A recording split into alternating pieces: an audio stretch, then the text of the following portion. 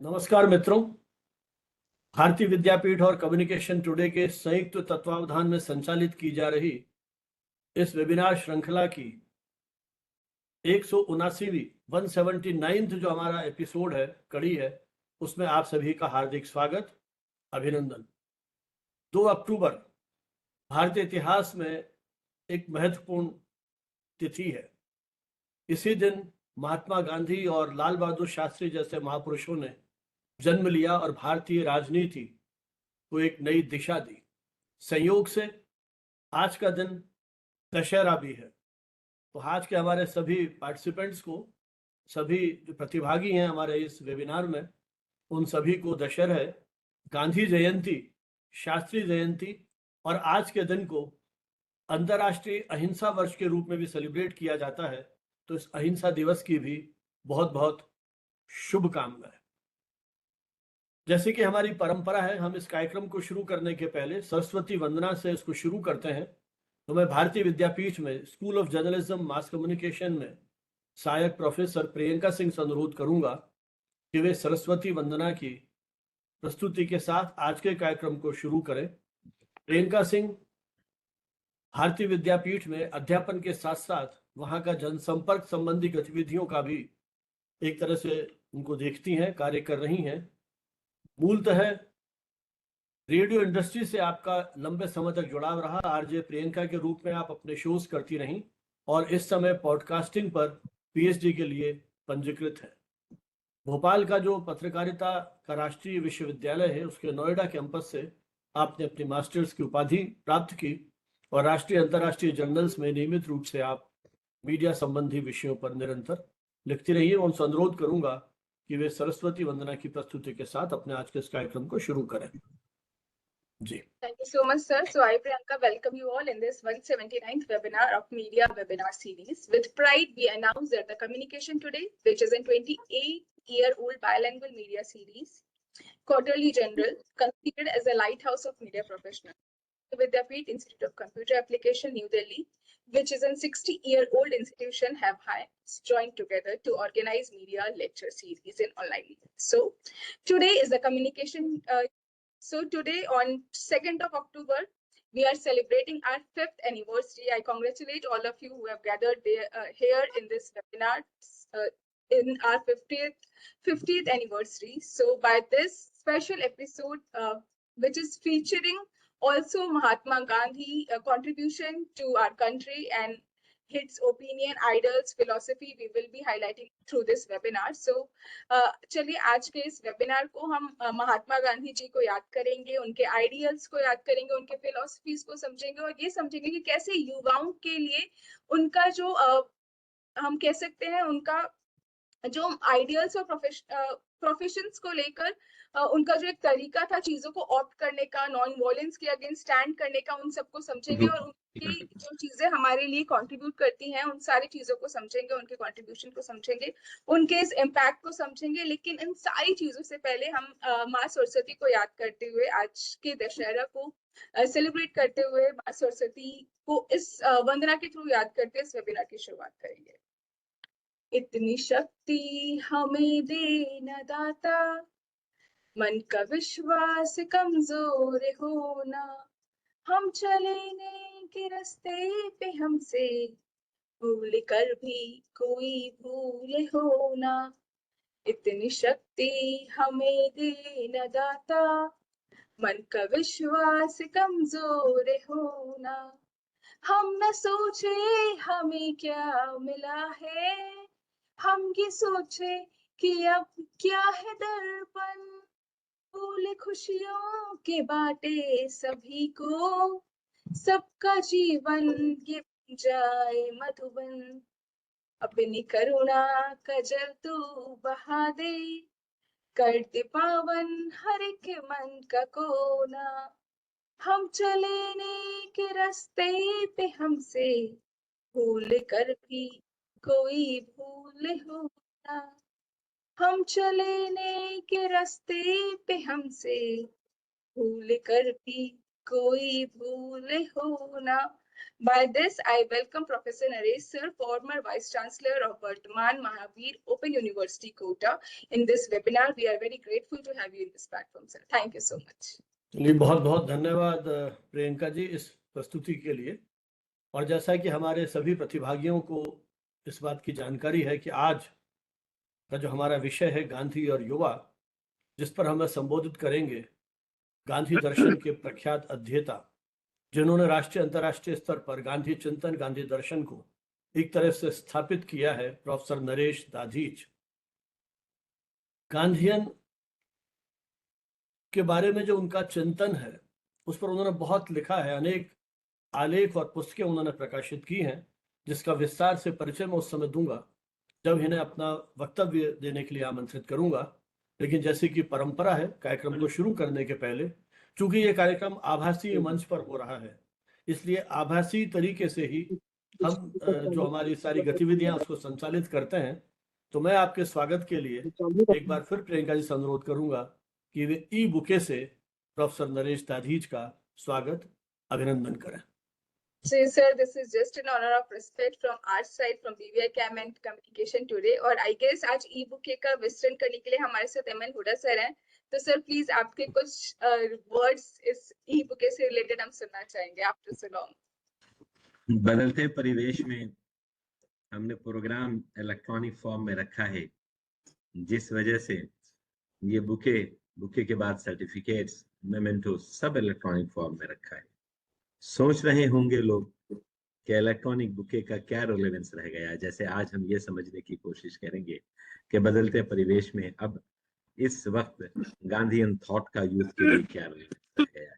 तो रेलेवेंस ये है कि ये सारी कोशिश जो हम बुके के फॉर्म में, पुष्प गुच्छे के फॉर्म में करते हैं, ये अपने जज्बात, अपने एहसासात और अपनी फीलिंग को अपने फ्रेंड्स तक, अपने गेस्ट तक पहुंचाने की कोशिश करते हैं। और ये फीलिंग, ये एहसास, ये जज्बात हमारे किसी बंधनों में या समाज के बंधनों में बंध नहीं सकता। जिसके लिए मैंने 2 पंक्तियां लिखी थी, जो इसी फूलों की खुशबू को इंटरप्रेट करता है कि बड़ी मुश्किल में हूं कैसे इजहार करूं, बड़ी मुश्किल में हूं कैसे इजहार करूं, तू तो खुशबू है कैसे गिरफ्तार करूं। तो ये किसी भी कैदोबंद में गिरफ्तार नहीं किया जा सकता। नरेश दादी साहब, ये हमारे उसी जज्बे, एहसास और वार्मथ के साथ इस पुष्प के गुच्छों, फूलों के इस गुच्छों के जो खुशबू आप तक एहसासों के अंदर दस्तक दे रही है, उसको स्वीकार कीजिए। Thank you. और हमारी भी यही कोशिश है, लक्ष्य है, उद्देश्य है कि ये भले ही कृत्रिम पुष्प है, लेकिन पुष्पों की अपनी एक खुशबू होती है, वह विचारों की खुशबू के रूप में दिगंतर में, क्योंकि ये जो मंच है इसने भौगोलिक दूरियों को तोड़ दिया है। अब ये वैश्विक मंच हो गया है, तो इस उम्मीद में कि फूलों की ये जो खुशबू है इसको हम महसूस करें, इसके एहसास को हम, उसकी संवेदना को हम समझें, और विचार रूपी खुशबू के माध्यम से पूरी दुनिया में गांधी दर्शन, जिसकी आज के समय में बहुत अधिक आवश्यकता है, जहां पूरी दुनिया हिंसा के उस मोड़ पर खड़ी है, तो इस उम्मीद में, इस भावना के साथ आप सभी का एक बार पुनः स्वागत, अभिनंदन। और जैसा प्रियंका जी ने अपने प्रारंभिक पंक्ति में बताया कि कम्युनिकेशन टुडे की ये यात्रा आज 5 वर्ष की हो गई है। कम्युनिकेशन टुडे एज जर्नल प्रकाशित होते हुए तो हम इस वर्ष 29 वर्ष पूरे कर लेंगे, लेकिन कोविड की पृष्ठभूमि में जब सब कुछ थम सा गया था, विचारों की इस श्रृंखला को जारी रखने के लिए हमने इस मंच का उपयोग किया, और अब तक 178 वेबिनार हम कर चुके हैं। ये सारे वेबिनार्स हमारे YouTube पर उपलब्ध हैं। करीब 500 से अधिक विशेषज्ञ जो जीवन के विविध क्षेत्रों से हैं, मीडिया से तो है ही, मीडिया में भी, चाहे वो प्रिंट है, इलेक्ट्रॉनिक है, फिल्म है, रंगमंच है, ट्रेडिशनल मीडिया है, पब्लिक रिलेशंस है, एडवर्टाइजिंग है, हर पक्ष से व्यक्ति आए। उसके अलावा एडमिनिस्ट्रेशन से आए, वाइस चांसलर्स अलग अलग यूनिवर्सिटीज के हमारे साथ जुड़े, आर्मी से जुड़े, डिफेंस सर्विसेज के लोग जुड़े। तो कहने का मतलब ये है कि हमने कोशिश की है कि समाज के विभिन्न वर्गों के लोग एक मंच पर जुड़े और इन विषयों पर विचार मंथन करते हुए उस विचार रूपी नवनीत को हमारे सामने रखे, ताकि विचार अभियान जो है एक तरह से आगे बढ़ता रहे। ये सारे जो हमारे एपिसोड्स हैं और जो कम्युनिकेशन टुडे के हमारे जो प्रिंटेड इश्यूज हैं, वो हमारी वेबसाइट communicationtoday.net उस पर भी उपलब्ध है। कार्यक्रम को आगे बढ़ाने से पहले मैं लाभ लेना चाहूंगा डॉक्टर बाला लखेंद्र की उपस्थिति का। बाला लखेंद्र बनारस हिंदू यूनिवर्सिटी में पत्रकारिता जनसंचार विभाग में एसोसिएट प्रोफेसर है, लेकिन आपकी एक लंबी पारी आकाशवाणी के साथ भी रही है। हमारे इस वेबिनार श्रृंखला में आप एक बार आ भी चुके हैं और आईपीआर जो ये पेटेंट वाला इंटरनेशनल पेटेंट की जो हम बात करते हैं उसके आप विशेषज्ञ हैं और देश के अनेक मंचों पर आपने इस विषय पर अपने व्याख्यान दिए हैं और बातचीत की है।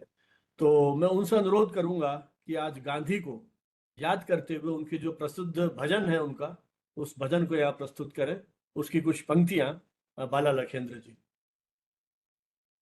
जी बहुत बहुत प्रणाम करता हूँ। आत्मिक अभिवादन। आज के हमारे मुख्य वक्ता माननीय प्रोफेसर नरेश जी यहाँ पर हैं और मुझे आज अपने गुरुदेव को याद करते हुए खुशी हो रही है। लाडनू का चूंकि नाम आया है तो लाडनू जैन विश्वविद्यालय में कभी वो कुलपति हुआ करते थे प्रोफेसर रामजीत सिंह जी, जो बहुत बड़े गांधीवादी चिंतक थे और बहुत उन्होंने गांधी की सेवा की और उन्होंने जीवन भर गांधी का वो दर्शन किया है। गांधी के दो प्रिय भजन है, एक तो वैष्णव जन तो तेने कहिए, अगर उस भजन को हम सुन ले तो गांधी की पूरी विचारधारा वहां पर हमें मिल जाएगा।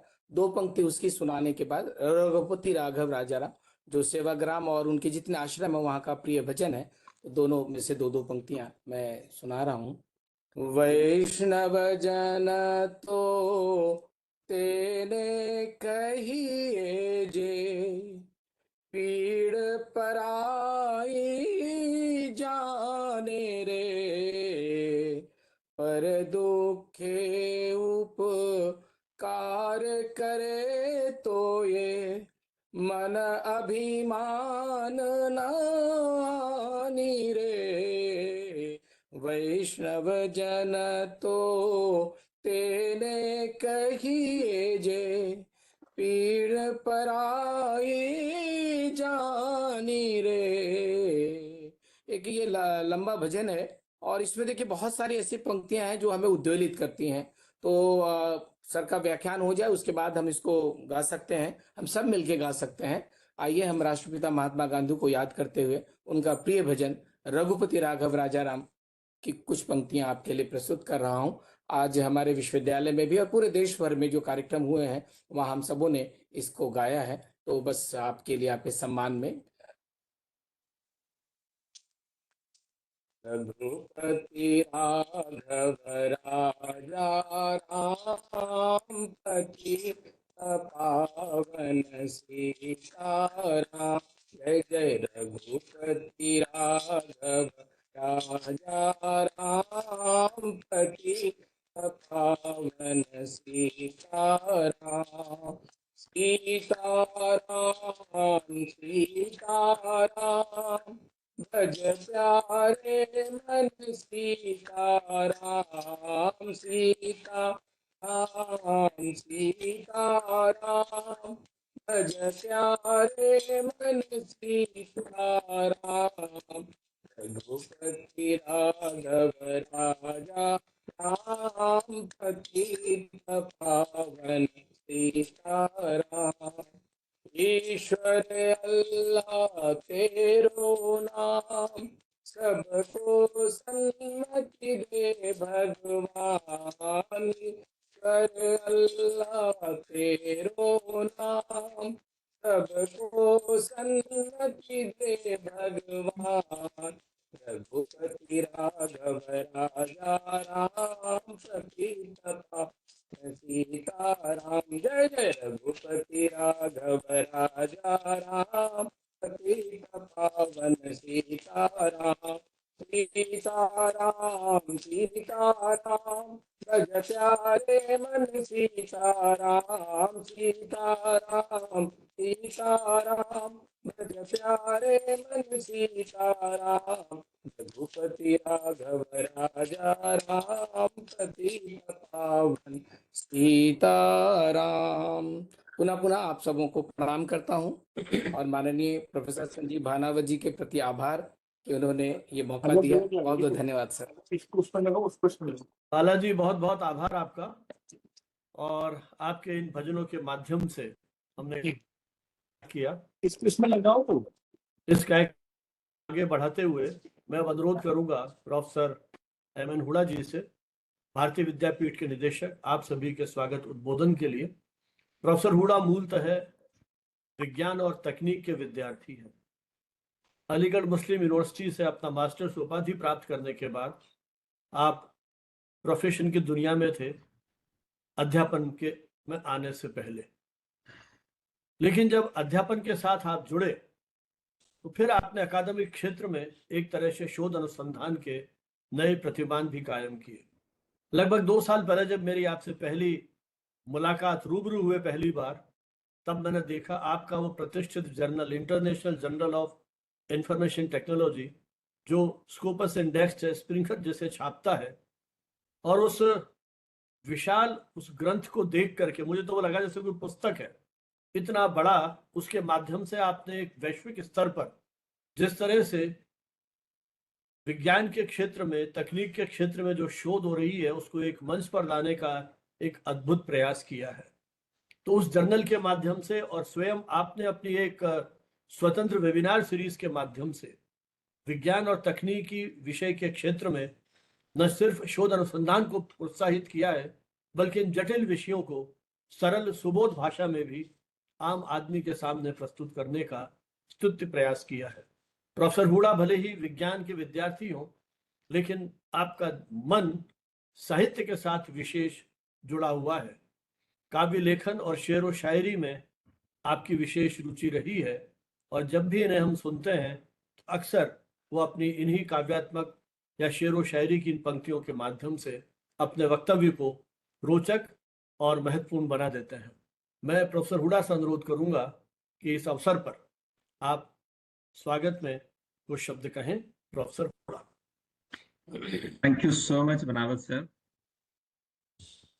At the outset, let me take this opportunity to welcome our today's valued guest, which has found time on the request of Professor Banawat sir, Professor Naresh Dadit ji, former Vice Chancellor Vardhaman Mahavir Open University, Kota, who is with all of us to address on this 179th episode of this webinar series, which was started, nurtured, and being continued by Professor Sanjeev Banawat. And today's topic is Gandhi and Yuva.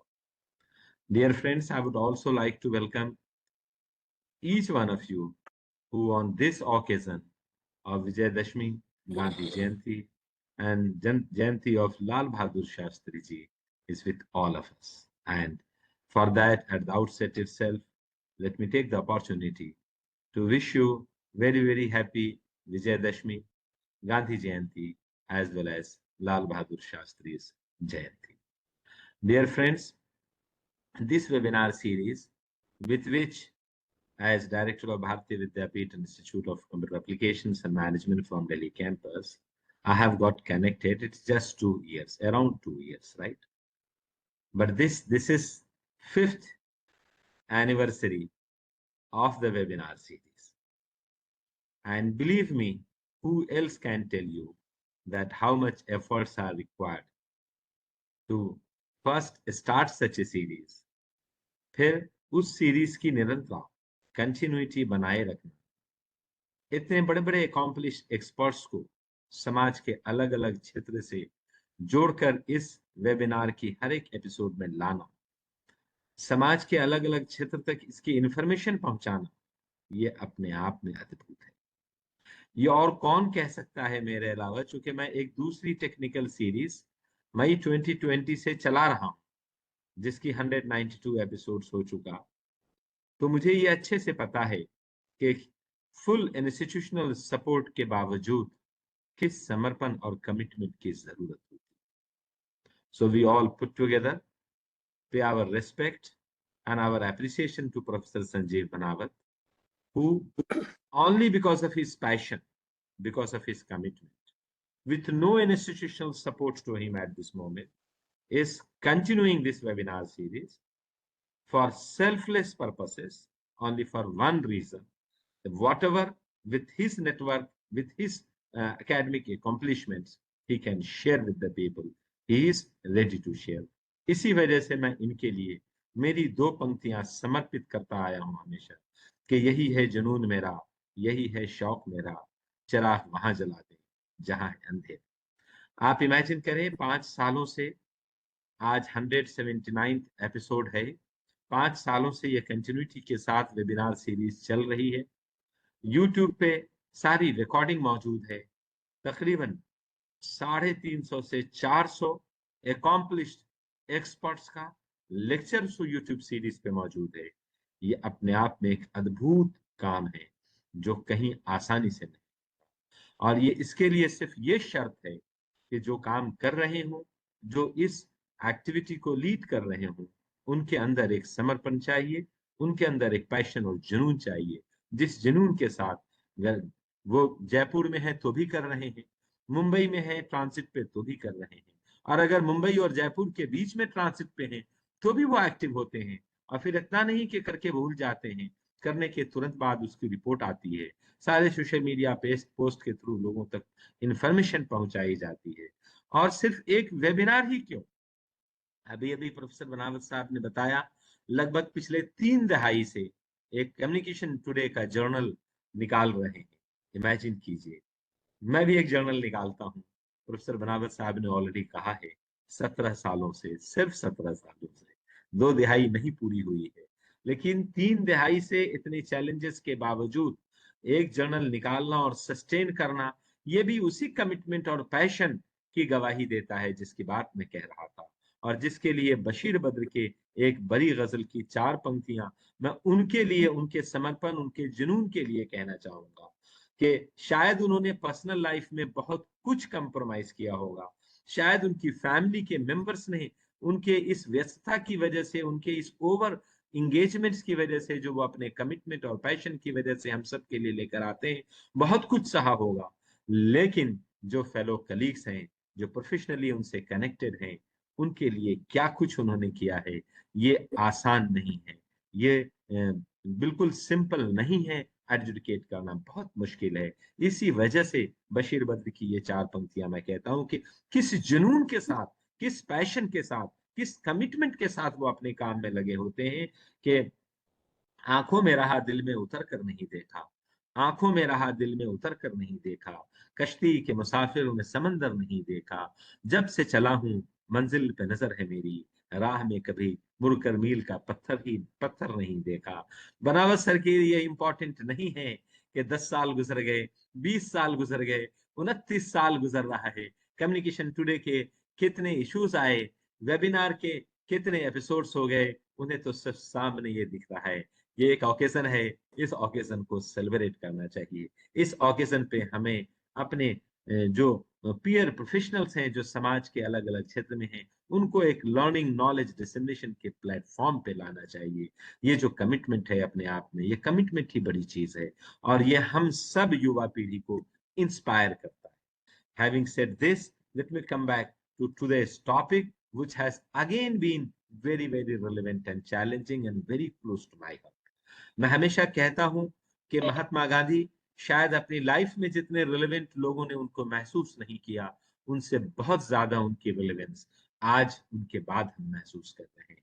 हम 20वीं सदी में रहे हों, 21वीं सदी में रहे हों, या आने वाले 22वीं सदी के लिए हम अपनी तैयारी कर रहे हों।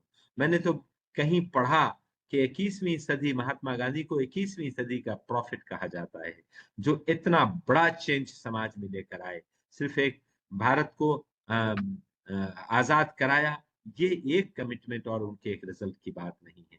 समाज के ऑल राउंड क्षेत्र में जिस तरीके से लोगों को उन्होंने इंस्पायर किया, वो आने वाली पता नहीं कितनी सदियों तक वो हम सबको प्रेरित करता रहेगा।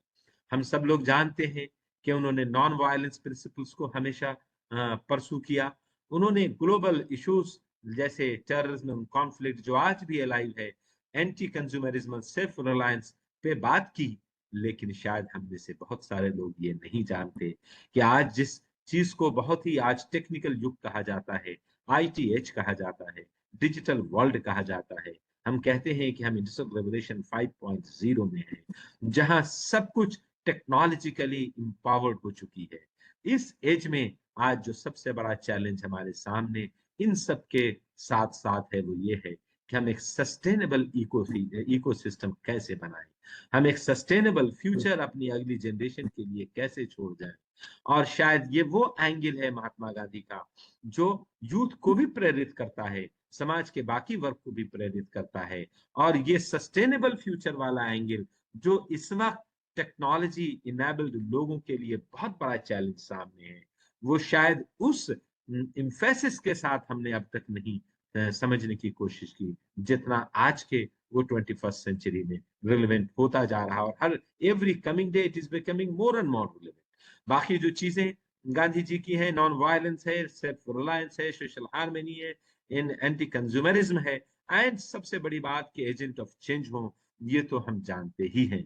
और ये हमने इसका रिजल्ट भी दूर नहीं अपने ही देश में देखा कि इसका क्या रिजल्ट आया। लेकिन जो सस्टेनेबल फ्यूचर की बात उन्होंने कही है, जिसमें आमतौर पे उन्होंने हमेशा वार्न किया कि अनप्लान्ड इंडस्ट्रियल ग्रोथ और कंज्यूमरिज्म की जो एक होड़ लगी है सारे डेवलप नेशन में, ये शायद इकोलॉजिकली और हमारे इन्वायरमेंटली हमारे अगली जनरेशन के लिए एक बड़ा चैलेंज खड़ा करेगा। और वो चैलेंज क्लाइमेट चेंज के शेप में हमारे सामने आया। और आज चाहे यूनाइटेड नेशन डेवलपमेंट हो, यूनाइटेड नेशन डेवलपमेंट ने 17 सस्टेनेबल गोल्स दिए, और साथ में जितनी बड़ी ऑर्गेनाइजेशन है, मैं IEEE का नॉर्थ इंडिया का अध्यक्ष हूँ, और IEEE के लिए सबसे बड़ा चैलेंज इस वक्त है कि आप sustainable software applications, sustainable technological solutions कैसे सामने लेकर आएंगे, ताकि जो क्लाइमेट चेंज से होने वाली समस्याएं हमारे सामने खड़ी हैं, हमारे यूथ को इम्पैक्ट कर रही हैं, उसे कैसे हम सॉल्व कर सकेंगे। तो ये भी एक बड़ा डायमेंशन है जो एज ए टेक्नोलॉजिस्ट मैं यहाँ लाने की कोशिश कर रहा था। Thank you so much. जो लोग वेबिनार अटेंड कर रहे हैं उन सब से मैं रिक्वेस्ट करूंगा कि जितनी मेहनत इस वेबिनार को करने में की गई है, सिर्फ ये नहीं कि आज हम 178 वेबिनार करके 179वीं एपिसोड में 179th एपिसोड में खड़े हैं, 5 साल पूरा कर चुके हैं। जल्द ही दूसरा शतक भी लगेगा, और उस दूसरे शतक के लिए भी हम चाहेंगे कि जो समाज के अलग अलग क्षेत्र से जितने अकॉम्प्लिश्ड एक्सपर्ट्स हैं, और इस दूसरे शतक तक जितने लोग एक साथ इस प्लेटफॉर्म पे आए हैं, वो सब जुड़े। लेकिन इम्पोर्टेंट ये है कि जो भी एपिसोड्स हो रहा हो, जिसके पीछे काफी मेहनत होती है, बनावट सर का विजन होता है, और वो सब सारी मेहनत यूट्यूब में रिकॉर्डेड लेक्चर के शेप में हम सब के लिए मौजूद है। वो लोग जिन्होंने जो वेबिनार अटेंड कर रहे हैं, ये उनकी जिम्मेदारी है। उनसे मैं ये अपील करना चाहूंगा कि वो अपने फ्रेंड्स तक, अपने रिलेटिव्स तक, अपने स्टूडेंट्स तक, अपने स्कॉलर्स तक, अपने समाज में हर उस व्यक्ति तक जो कुछ भी नॉलेज शेयरिंग में इंटरेस्टेड हो, वहां तक ये खबर पहुंचाएं, वहां तक ये जो लिंक्स हैं ये पहुंचाएं, और कोशिश करें कि इससे मैक्सिमम बेनिफिट ले सकें। क्योंकि ये अनथक प्रयास और बेइंतहा मेहनत तभी साकार होगी जब मैक्सिमम लोग इससे फायदा उठा सकें। और इतनी बड़ी रिपोजिटरी ना आपको स्वयं पोर्टल पे मिलेगी, ना आपको किसी मुक्त प्लेटफॉर्म पे मिलेगी। और इस तरह के एक्सपर्ट्स जो आए और अपना अपना एक्सपीरियंस शेयर करके गए हैं। So thank you so much. जुड़े रहिए हमसे, और जल्द ही हम फिर दूसरे शतक के सेलिब्रेशन के लिए भी मिलेंगे। सो 179 से लेकर और दूसरे शतक सिर्फ 20 और प्रोग्राम करने की जरूरत है। 21वें प्रोग्राम पे हम मिलेंगे। इस नोट के साथ मैं कंक्लूड करना चाहूंगा मेरी अपनी 4 पंक्तियों पे। वो पंक्तियां भी बनावट सर के एफर्ट से इंस्पायर होके उनके इस जो काम है जो समाज के लिए, पढ़े लिखे लोगों के लिए, प्रोफेशनल्स के लिए कर रहे हैं, उसी काम से प्रेरित होकर उन्हीं के लिए निछावर करूंगा, समर्पित करूंगा कि हम जब समाज में रहते हैं तो हम सबको एक लिमिटेड वक्त मिला है। अपना वक्त पूरा करके हमें जाना है, लेकिन हमारे जाने के बाद लोग हमें इस बात से याद नहीं करेंगे कि हमने किस ब्रांड का चश्मा पहना था। हमें इस बात से भी नहीं याद करेंगे कि किस ब्रांड की घड़ी पहनी थी, किस ब्रांड की शर्ट खरीदी थी, हम कितनी अच्छी बातें करते थे। These will not be the parameters to judge our life। हमारे बाद लोग हमें इस बात से याद करेंगे कि हमने अपने कामों से क्या कोई फुट स्टेप छोड़ा है, क्या कोई ऐसी चीज छोड़ी जिससे लोग इंस्पायर होके उसे आगे बढ़ा रहे हैं। और अगर कोई एक इंडिविजुअल भी हमसे इंस्पायर हो गया, हमारे इस काम से इंस्पायर हो गया, तो वही इस सफर को आगे बढ़ाएगा और उसमें ज्यादा स्ट्रेंथ लाएगा। और इसी इसी पे बेस्ड, इसी बैकग्राउंड पे बेस्ड मैंने ये 4 पंक्तियां कोविड के वेव 2 में द डेडलीस्ट फेज में लिखी थी कि कल न हम होंगे न कोई गिला होगा, कल न हम होंगे न कोई गिला होगा, बस सिमटी हुई खट्टी मीठी यादों का एक सिलसिला होगा। जो भी वक्त मिला है आओ अच्छा कुछ कर गुजरे, जाने कल तकदीर का क्या फैसला होगा। Thank you so much, wish you all the best, God bless you all. Over to you Banaras. Sir बहुत बहुत आभार आपके इस आत्मीय उद्बोधन के लिए। और जैसा मैं स्क्रीन में देख पा रहा हूँ अभी, 2 हमारे और महत्वपूर्ण जो पार्टिसिपेंट्स इस वेबिनार में हैं उनको देख पा रहा हूँ। एक तो है डॉक्टर उषा गोयल, जयपुर की हैं और हिंदी अध्यापन में बहुत लंबे समय तक जुड़ी रहीं, लेकिन साहित्य की विभिन्न विधाओं में आप लंबे समय से लिख रही हैं। तो शायद वेबिनार में तो हमारे साथ आप पहली बार जुड़ी हैं, तो शायद गांधी और भाई नरेश जी को सुनने का मोह। और दूसरा मेरे ख्याल नरेश जी ने पहचान लिया होगा, वो आपकी कंटेम्परेरी है महिमा शुक्ला। महिमा जी, हाँ बिल्कुल, नमस्ते महिमा जी। महिमा जी इंदौर से जुड़ी हैं और इनके पिताजी डॉक्टर विश्वंभर उपाध्याय हमारे गुरु भी रहे और कानपुर विश्वविद्यालय कुलपति रहे, और उनके एक उपन्यास पे दूरदर्शन ने एक धारावाहिक भी बनाया था। तो आज ये 2 और महिमा जी तो अपने इनिशियल दौर में जर्नलिज्म इंदौर यूनिवर्सिटी में पढ़ा चुकी हैं, जर्नलिज्म डिपार्टमेंट में। और बाकी तो खैर मैं देख नहीं पा रहा हूँ, और भी हमारे बहुत सारे मित्र हैं। डॉक्टर सरदाना हैं जो दिल्ली के इंस्टीट्यूट के डायरेक्टर हैं, और डॉक्टर शील निधि भारतीय विद्यापीठ से हैं। काफी मित्र अलग जगह से जुड़े हैं, और मेरे ख्याल जो पार्टिसिपेंट्स की संख्या है वो भी आज काफी है, लगभग 70 के आसपास मुझे लगता है, 79। तो देखिए ये इस बात का प्रतीक है कि गांधी को समझने के लिए कितने लोग आतुर हैं। जैसा हुडा जी ने कहा था कि गांधी को शायद उनके समय में नहीं समझा गया होगा पूरी तरह से, लेकिन अब वो ज्यादा प्रासंगिक है या समझने की जरूरत है, क्योंकि इतनी संख्या ऑनलाइन मोड पर, क्योंकि सब कुछ अब ऑफलाइन हो चुका है, उसमें इतने लोगों का जुड़ना इस वेबिनार के साथ मुझे लगता है ये महत्वपूर्ण है। और गांधी तो एक हम तो महामानव कहते हैं, ऐसी शख्सियत है जिन्होंने देश को प्रभावित किया। आप सोचिए 18-20 साल का युवक जब अफ्रीका में रेल से उतार दिया जाता है, तो वही मानवाधिकार और नस्लवाद के खिलाफ संघर्ष की जो शुरुआत होती है। और पत्रकारिता की यदि बात करूं तो इंडियन ओपिनियन 1903 में 5 भाषाओं में, कोई पत्रकारिता का स्कूल उस समय नहीं था जहां ट्रेनिंग मिली होगी, लेकिन ये महसूस किया यदि लड़ाई लड़नी है तो पत्रकारिता उसका एक, या अखबार जो है उस लड़ाई का एक प्रमुख आधार हो सकता है। जीवन का कोई भी क्षेत्र लें आप, वहां गांधी के विचार आज भी हमारा मार्गदर्शन करते हैं। मैं बहुत विस्तार से नहीं कहूंगा क्योंकि भाई नरेश जी ने तो बहुत गहन अध्ययन चिंतन मनन किया है, तो वो उस पर विस्तार से बात करेंगे। तो बिना अधिक समय गंवाए मैं आज के हमारे जो मुख्य वक्ता हैं उनका परिचय आपको दूंगा। जैसा मैंने कहा कि एक लंबे समय तक राजस्थान विश्वविद्यालय में आप हमारे साथ जुड़े रहे, मुझे एक सौभाग्य मिला उनके साथ विश्वविद्यालय में काम करने का। और जब वे कोटा ओपन यूनिवर्सिटी के कुलपति बने, 2 बार उनको एक टर्म मिला कुलपति के रूप में काम करने का, और ये बेसिकली दूरस्थ शिक्षा पर आधारित राजस्थान का ये एक विश्वविद्यालय था। मेरे ख्याल इग्नू के बाद इसकी स्थापना की गई थी। तो जिस तरह से आपने अपने कार्यकाल में नए पाठ्यक्रमों के साथ साथ दूरस्थ शिक्षा के जो मानदंड प्रतिमान कायम किए, वो उनका अनुसरण आज भी विश्वविद्यालय में एक तरह से किया जा रहा है। तो अपनी नेतृत्व और प्रतिभा क्षमता के बल पर आपने जिस तरह से प्रशासनिक और अकादमिक क्षेत्र में काम किया है वो बहुत महत्वपूर्ण है। और हमें भी गर्व होता है कि हमारे विश्वविद्यालय के इस तरह के यहाँ के जो प्राध्यापक हैं उन्होंने राष्ट्रीय अंतर्राष्ट्रीय स्तर पर अपनी पहचान बनाई है। वर्तमान में आप जैन विश्व भारती लाडनू वहाँ पर प्रोफेसर एमरेटस के रूप में भी कार्य कर रहे हैं, और राजस्थान विश्वविद्यालय में अध्यक्ष के रूप में भी आपने काम किया था। और आपका जो शोध का एरिया था वो समकालीन राजनीतिक सिद्धांत और गांधीवादी अध्ययन, गांधी चिंतन एक तरह से आपका मुख्य विषय रहा। और आपने अपने अकादमिक कार्यों के सिलसिले में अनेक देशों की यात्राएं की हैं। भारत के विभिन्न विश्वविद्यालयों के साथ साथ आपने अमेरिका, स्पेन, तुर्की, बेल्जियम आदि अनेक देशों की यात्राएं की, और अंतर्राष्ट्रीय स्तर पर भारतीय चिंतन परंपरा के विभिन्न पक्षों को प्रभावी ढंग से प्रस्तुत करने का श्रेय जिन व्यक्तियों में को दिया जाता है उनमें प्रोफेसर दाधीच भी एक महत्वपूर्ण नाम है। अमेरिका के रोड आइलैंड स्थित साल्व रेगिना यूनिवर्सिटी का प्रतिष्ठित पेन फेलोशिप से भी आपको सम्मानित किया गया है। आपके लगभग 22 पुस्तकें प्रकाशित हो चुकी हैं। एक राजनीति विज्ञानी होने के साथ साथ आप सहृदय साहित्यकार भी हैं। आपके काव्य संग्रह भी प्रकाशित हुए हैं। तो दर्शन से जुड़ी हुई पुस्तकें, विशेषकर गांधी चिंतन, और बहुत सारी टेक्स्ट बुक्स भी हैं, रेफरेंस बुक्स भी हैं।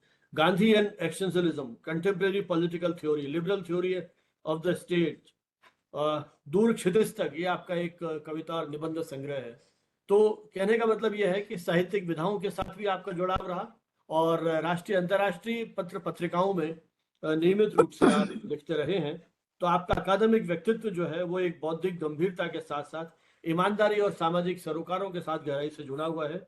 गांधी विचारों को समकालीन संदर्भों में आप एक तरह से प्रतिपादित करते हैं, प्रस्तुत करते हैं। और जो आज का हमारा विषय है गांधी और युवा, चूंकि शिक्षक, मुझे लगता है कभी उसको उम्र का एहसास नहीं होता, हमेशा युवाओं के साथ ही रहता है। तो वो युवा जिनके साथ आपका सीधा जुड़ाव है, उनकी किस तरह की अनुभूतियां हैं। और आज का जो युवा, जिसको लेके कभी कहा जाता है कि वो देश का भविष्य तो निश्चित रूप से है, लेकिन कई बार वो जिस अवसाद से घिरा हुआ है, जिस तरह की चुनौतियां उसके सामने हैं, व्यवस्था को लेके चुनौतियां हैं, उस समय गांधी उनके लिए किस तरह से एक दीपक की लौ के समान या दीप स्तंभ के समान उनका मार्गदर्शन कर सकते हैं। अहिंसा, स्वावलंबन आदि बहुत सारी बातें हैं जिनकी बात गांधी अक्सर करते थे।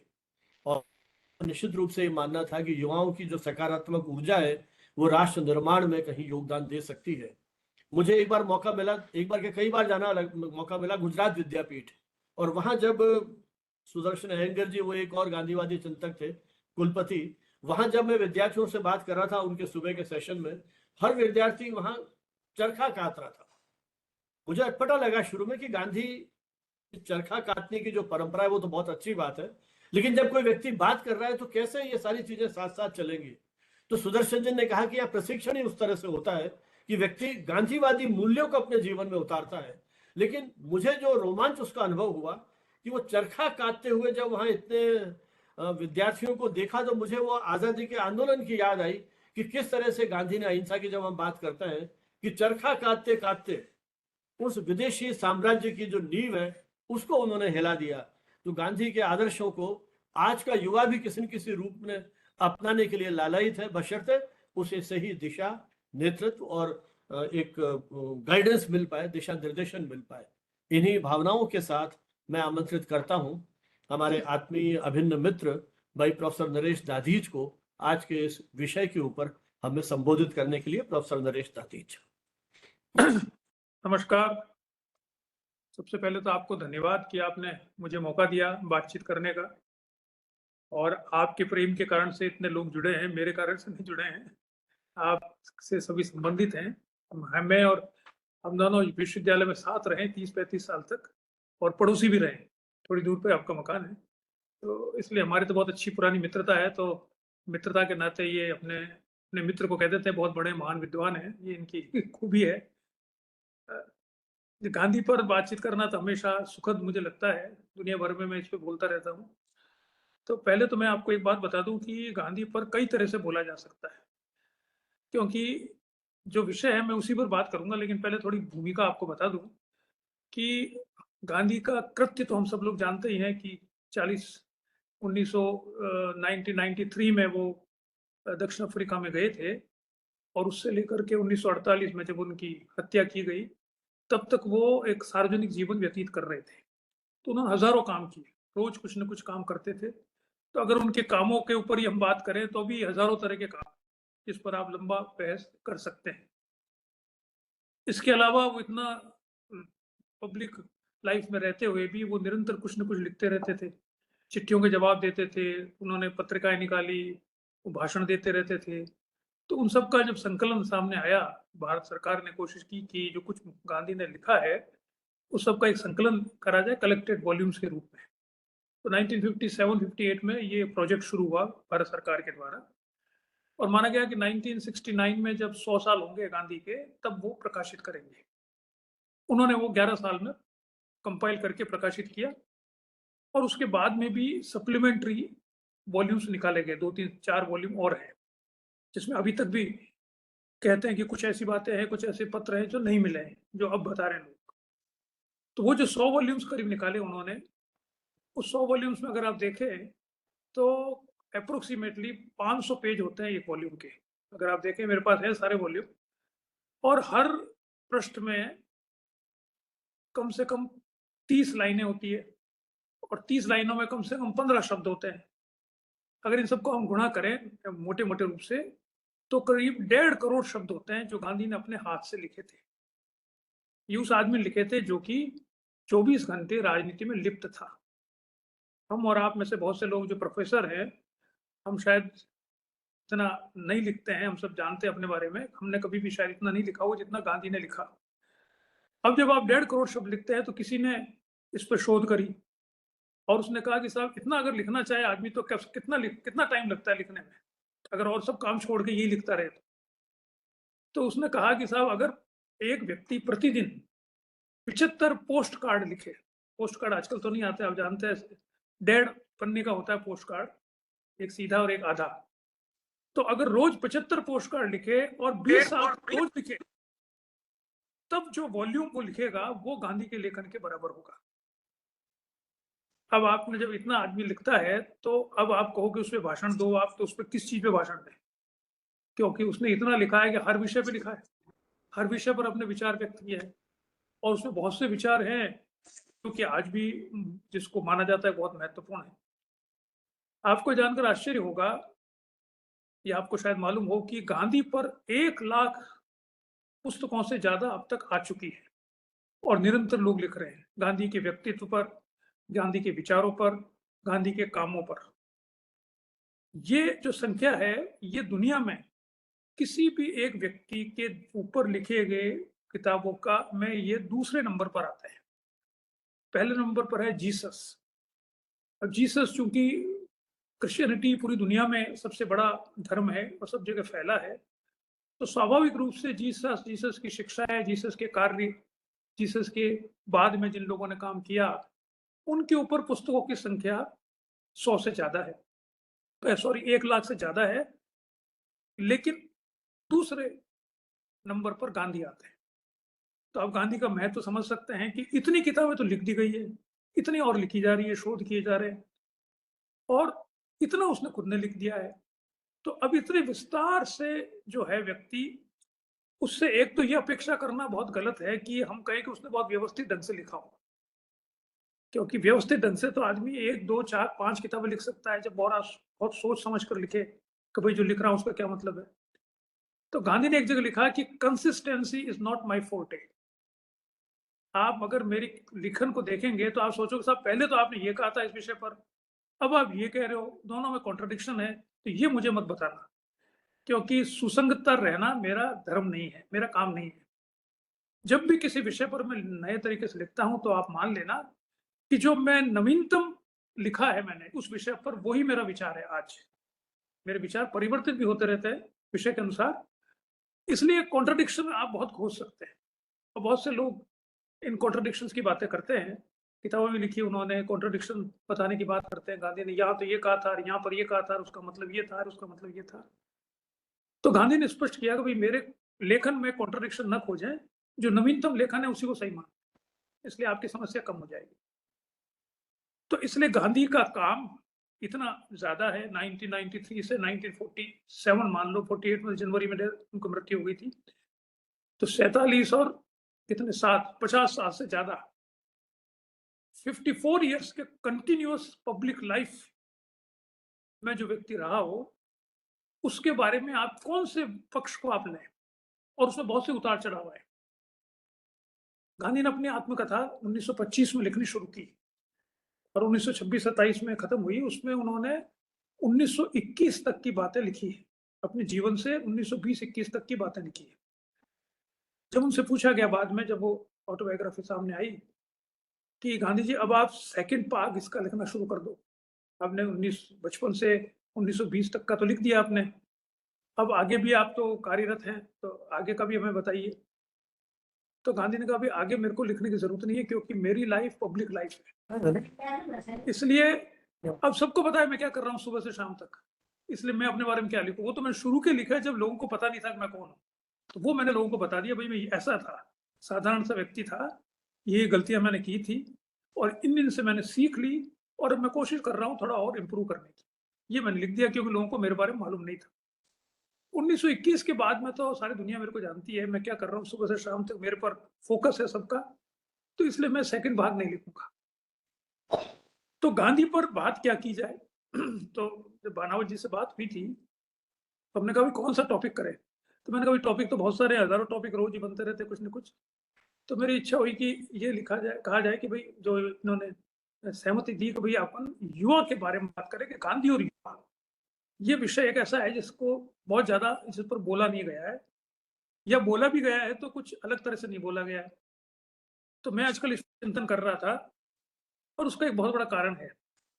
कारण यह है कि पिछले कुछ सालों से आप देख रहे हैं कि जिसे हम कहते हैं पोस्ट ट्रुथ जो युग है, ये इसमें आप कुछ भी लिख दो और कुछ भी आप डाल दो, उसके सोर्स कोई पूछता नहीं है, और आप कुछ भी वीडियो बना लो, रील बना लो और स्टोरी बना लो और व्हाट्सएप चला लो, फेसबुक पे लिख दो, उसको ना तो कोई चेक करता है ना उसका कोई काउंटर करता है। हजारों को, बहुत से लोग ऐसा कहते हैं कि पैसा देके भी लिखते हैं, कोई बिना पैसे लिखता है। तो कुछ भी आप इंफॉर्मेशन को मिस इन्फॉर्मेशन करके भेज दो। अब मिस इन्फॉर्मेशन करना ठीक है, लेकिन एक सिस्टमेटिक तरीके से, व्यवस्थित ढंग से अगर आप किसी व्यक्ति की, उसके विचारों की आलोचना करना शुरू करते हो, तो धीरे धीरे जो लोग जिनके पास समय नहीं है, और युवा पीढ़ी के पास बिल्कुल समय नहीं है, क्योंकि ये नया जमाना जो आया है उसमें सिर्फ पैसा कमाने के अलावा कोई काम है नहीं। हमारे विश्वविद्यालय में जब हम पढ़ाते थे तो हमको याद है कि हम तो घर जाते ही नहीं थे, हमारे कोई अटेंडेंस भी नहीं होती थी, लेकिन हम कक्षा लेने के बाद घर जाके क्या करें और कहाँ जाए, तो हम वही चाय की थड़ी हुए बैठे रहते थे दिन भर, तो बातें करते रहते थे, क्योंकि बाहर की दुनिया कुछ थी नहीं हमारे लिए, वही दुनिया थी यूनिवर्सिटी। आज आप देखिए विश्वविद्यालय में लोग बड़े सिस्टमेटिक तरीके से आते हैं, अपनी क्लास के घर कहीं और चले गए, कोई दूसरी के चले गए, हजारों काम करने को, किसी के पास फुर्सत ही नहीं बैठ के गप्पे लगाए जाए। गप्पे लगाना मतलब मानता है वेस्टेज ऑफ टाइम। तो युवा जो है उसके पास समय नहीं है, तो वो सिर्फ मोबाइल से जो नॉलेज मिल सकती है उसको लेने की कोशिश करता है, अधिकतर, नहीं सब नहीं, सब तो खैर सबके बारे में बात नहीं कर सकते। तो उनके पास जो सूचनाएं आती है बहुत आधी अधूरी आती है और उस आधी अधूरी सूचनाओं के आधार पर वो एक अपने दिमाग में एक दृष्टिकोण विकसित करते हैं पास्ट के बारे में, कि पीछे क्या हुआ था, उसके बारे में एक विशेष प्रकार का दृष्टिकोण उत्पन्न हो जाता है, जिसका काउंटर होना बड़ा मुश्किल होता है, क्योंकि जिन लोगों को काउंटर करना चाहिए वो उसको महत्वपूर्ण मानते ही नहीं। हमारी पीढ़ी के जो लोग हैं वो इतने टेक्नो सेवी नहीं है, वो इतने, जैसे ये तो बहुत टेक्नो सेवी है जो इस वेबिनार करवा रहे हैं, वरना सामान्यतः बहुत मुश्किल होता है। हम 70 साल के होने को आएंगे कि हम वेबिनार करें, इसको कैसे शुरू करें और इंटरनेट कहाँ जोड़े और इसको कैसे करें, मोबाइल कहाँ से लगाएं, तो हमारे लिए बहुत धीरे धीरे दूर की बात हो जाती है। तो हम तो सोचते कोई किताब पढ़ लें बैठकर, तो किताब तो कोई पढ़ता नहीं है, दूसरे युवा तो पढ़ता नहीं है, तो उन तक बात कैसे पहुंचाई जाए कि क्या बात हमारे हिसाब से सही है। ऐसी स्थिति मैंने सोचा कि युवा और गांधी के ऊपर बातचीत की जाए। मेरी इस जो भाषण में दे रहा हूँ, जो बात कर रहे हैं, उसका एक प्रस्तावना है, वो उससे आप एग्री नहीं करें तो फिर तो भाषण सुनना ही नहीं चाहिए। मेरी प्रस्तावना यह है कि आज का युवा विशेष रूप से, पहले भी पिछले 30-40 वर्षों से, 10-15 वर्षों से ज्यादा हो गया है, युवा गांधी के से विमुख है। गांधी उनको प्रेरणा नहीं देता है। मैं बहुत से कॉलेजों में जाता हूँ, भाषण देने के लिए बुलाते हैं और वहाँ युवा लोग बच्चे होते हैं, तो उनमें से मैंने देखा कि जब आप गांधी पे बोलते हो तो उनको बहुत बोरिंग लगता है सब्जेक्ट, पता नहीं क्या बोल रहे हैं गांधी जी, वो सच बोलना चाहिए, चरखा काटना चाहिए, ये खादी पहननी चाहिए, और एक गाल पे थप्पड़ मारे तो दूसरा गाल सामने कर देना चाहिए। मेरे से एक ने कहा भी, स्टूडेंट ने, कि सर ये मैं गांधी को नहीं मानता। मैंने कहा क्यों? कि सर ये क्या बात हुई कि आप गाल पे थप्पड़ मारे तो दूसरा गाल सामने कर दें, हम तो मुक्का मारेंगे वापिस, कैसे करते सामने? अगर गांधी ऐसे जाते ये कैसे, क्या इसको पढ़े, ये बूढ़े लोगों का। गांधी को ऐसा मुझे लगा कि ये युवा लोग ये समझते हैं कि गांधी पे बातचीत करना बूढ़े को काम है। और मुझे आश्चर्य इसलिए हुआ कि आप गांधी का जीवन अगर देखें तो गांधी ने अपने जीवन में जो संघर्ष किए वो सब युवाओं को लेकर किए। उनके साथ बूढ़े लोग नहीं थे, बूढ़ों से सब लड़ाई थी उनकी, जितने भी उनसे सीनियर थे उन सब से तो उनके मतभेद थे।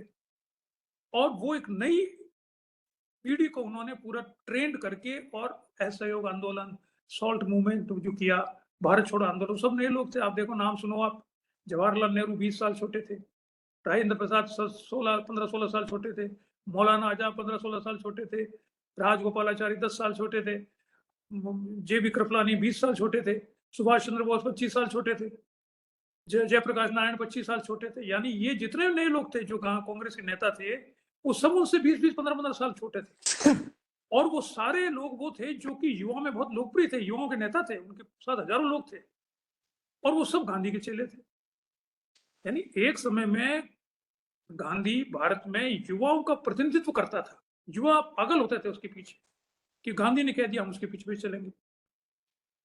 और एक तरफ हम आज बात करते हैं तो वो कहते हैं, गांधी की कौन बात करे, गांधी तो क्या है, खादी पहनता है, चरखा काटता है, इससे क्या मतलब हमको तो भगत सिंह पसंद है, हमको चंद्रशेखर पसंद है, हमको तो राम प्रसाद बिस्मिल पसंद है, हमको सुभाष चंद्र बोस पसंद है, हमको तो लड़ाई झगड़े करने वाले पसंद है, युवा खून खोलता है। इसलिए वो कहता है ये बूढ़ाओं का काम है, इसलिए गांधी युवाओं का नहीं है।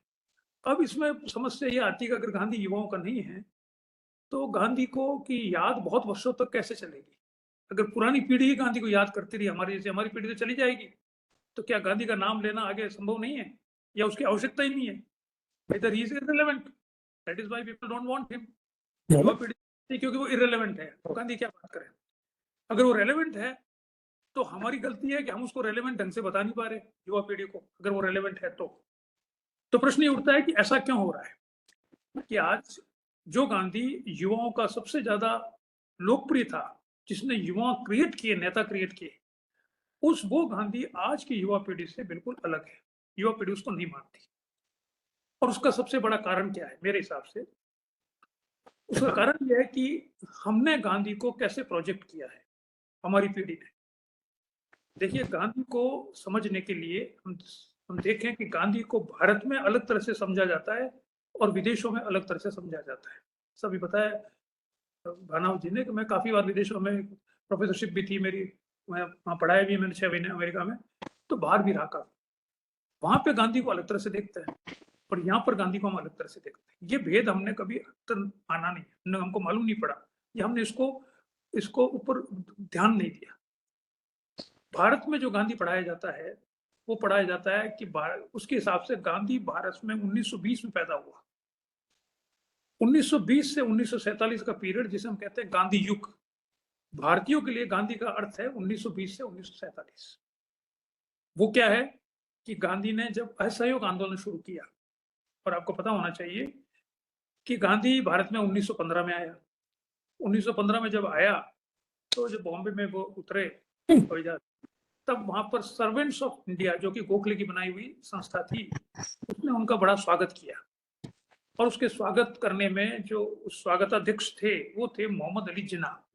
उन्होंने उनका सबसे बड़ा स्वागत किया कि ये हमारे गुजराती भाई है, ये दक्षिण अफ्रीका में बहुत लड़ाई लड़के आए हैं और अब भारत आए हैं, तो अभी बड़ा अच्छा है हमारे साथ मिलकर, और भारत में लड़ाई हमारे साथ, हम साथ मिलकर लड़ाई करेंगे। 1915 में 1920 तक गांधी, जैसा उनको कहा था गोखले ने कि 1 साल तक तो आप 1 साल तक आप पूरे देश में घूमना और देखना कि भारत है क्या। आपको अभी भारत में कभी रहे नहीं हो, आप भारत छोड़ दिया था 18 साल की उम्र में, तो आपको भारत के बारे में मालूम नहीं है, इसलिए पहले भारत को समझो 1 साल तक।